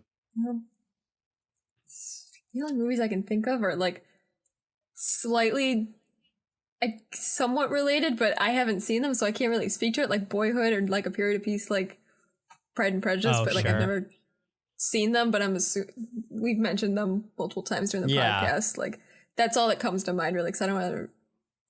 Boyhood is just Moonlight, but worse. Yeah. Yeah, Boyhood is not good. No. I get what Richard Linklater was going for. Sure. And it's cool. It's an achievement for what they did like in that aspect, but the film itself is pretty meh. I can respect risk and also think the risk created a mediocre product. Like, part of the reality of risk is that you will fail. Like it's not a risk if we just go, oh, he risked something, it's good. Right. True. Yeah. For me, it really just depends on like the themes that you're talking about. I hear people I haven't seen it in a long time, to the point where I really couldn't consciously compare them myself, but just from word of mouth, like I've heard Brokeback Mountain is a good comparison, like a good recommendation. I think Blind Spotting is a good still a good example. Primarily like it's more about the police and being black with the police in modern day, but also just being black culture, and like also it's very much a tribute to a love letter to Oakland in Blind Spotting, and I feel like this one's also kind of like that with Liberty City, right? Liberty City, Florida. Yeah, because it's where Jenkins grew up and stuff like that. So I think those two I would throw out there. I see where I definitely see what Prince means by Get Out as well. So great. Nice. Guys, this has been That Wannabe Film Class. We had one last question about black representation, but I feel like we kind of talked about it, especially in regards to more like not Hollywood, but in terms of like entertainment media and video games and movies.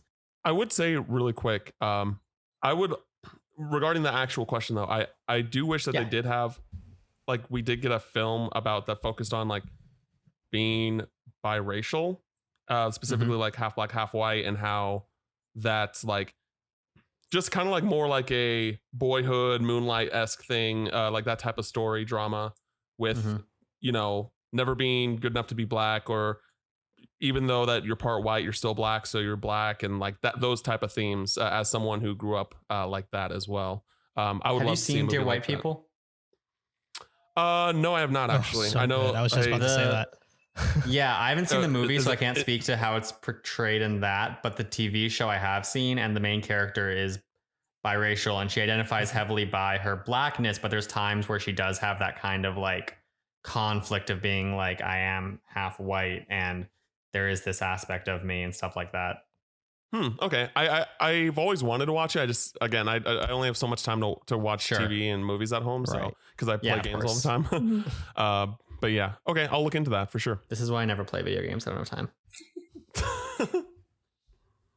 Like I said, next week is the final episode of That Wannabe Film Class. Chloe, Yeah. you are taking over hosting duties for the episode. So do you want to tell people what we're doing? Oh gosh, I will tweet out a Google link for like a poll. I'll collect questions, all everything you want to say or yell at us about.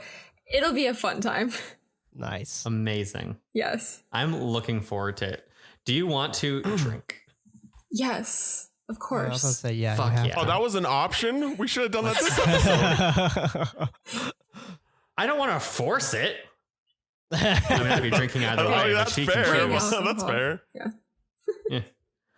Guys, if people have enjoyed listening to our melodious voices and want to hear our opinions and our takes and our things we say more, where can they find us? Cam, kick it off. Yes, you can find me at the Cinephile Guy on Twitter. I write for DualShockers.com. You can follow DualShockers at DualShockers, and I stream on Twitch at twitch.tv/the Cinephile Guy. Cool. And Prince, how about you? you can find me over on Twitter at the Head Knight, and that's Knight with a K. You can also hear my velvety voice, which is not so velvet at all, over on Nightlight, a horror movie podcast, also with a K. And I don't stream, but definitely watch Cam stream on Twitch. Well, thanks, buddy. Chloe? You can find me everywhere. That's on Twitter, Instagram, TikTok, as long as it's still around. TikTok. I'm Echo Chloe everywhere, and I also stream on Twitch. You do, many times. Dude, yeah. She's consistent. Crazy. And she's not Twitch partner yet. Twitch? What the Yeah, I was mad about that. You're not a Twitch partner the yet? fuck? Why did No. why did I think you were like for so speaking of the long? whole opportunities thing, just like seeing people that are like in the same view count, like shout out to Snowbike Mike, I'm happy for him, but like I love the dude, but like I was mad. I like when you got denied and then he got approved, I was mad. So It's not his fault, but it's Twitch's. It's believe me, I was mad too. Yeah. Again, both of you deserve Right. it. Both of you deserve it. Absolutely. But I was mad. Yeah. I'm gonna march to their office. Especially because you were used, and like I realize I'm preaching to the choir because you're you, but especially because you were used in a fucking Twitch promo. That's true. I was. Yep. Yeah. Yep. Oh, that's cool. I don't know. Yeah, Hey, wow. I'm a woman. Anyway, I'm not here to make you relive anything. It's fine. I know you experienced it already. I'm going to jump back actually to Moonlight for 5 seconds because I realized I didn't talk about the reception that it had. So I'm going to blaze through that God. really fast. The movie came out in October 2016. It has a 98% Rotten Tomatoes. It made $65.3 million on a $1.5 million budget. It won fuck ton of awards. So many that it has its own Wikipedia page just for the amount of awards it's been nominated for and won. Good. It was nominated for Good. 388. It won 161, including Academy Awards, where it was nominated for 8. Best Director, Best Picture, Best Adapted Screenplay, Best Original Score, Best Cinematography, Best Film Editing, Best Supporting Actor, Best Supporting Actress for Naomi Harris. It won 3. Best Adapted Screenplay, Best Supporting Actor for Mahershala Ali, and Best Picture. Other notable wins include Best Drama at the Golden Globes, Best Film, Best Director, Best Screenplay, Best Cinematography, Best Editing, and the Robert Altman Best Cast Award at the Independent Spirit Awards. Independent Spirit Awards have been a consistent thing with the movies we've been talking about during Black representation in film. Kind of like the only way Black people get represented in movies is when they're funded as indies, except Black Panther. But point is, blockbusters do better. It's on more top 10 lists than I can name, at least 48. Whew. That's the reception, guys. Rad. Nice. Very nice. You can find me You love to hear it. anywhere at Mr. Bento Box, Twitter, Instagram, TikTok, not Twitch. Maybe someday we'll find out. If you liked this podcast, you can rate us and review us on iTunes. You can subscribe to us on whichever podcast service you prefer, Spotify, YouTube, or iTunes. You'll have one more episode, but hey, you'll be ready to go when that episode drops. And it's going to be a fucking shit show, I assure you. Absolutely. Guys, this With has me been running That it. Wannabe Film Class. The longest That Wannabe Film Class episode probably ever. Unless this edits down slightly, but I don't foresee it editing down enough. And Cool. Isn't that just the right way to go out on an actual movie conversation episode? Yes. Thank you so much for joining us, I Prince, bel- Cam, Chloe. Thank you so much for talking movies with me since November. Of course. It's been I will fun. see you next week For the shit show. for the shit show. Yep. Bye. Bye. Have a good one, everybody.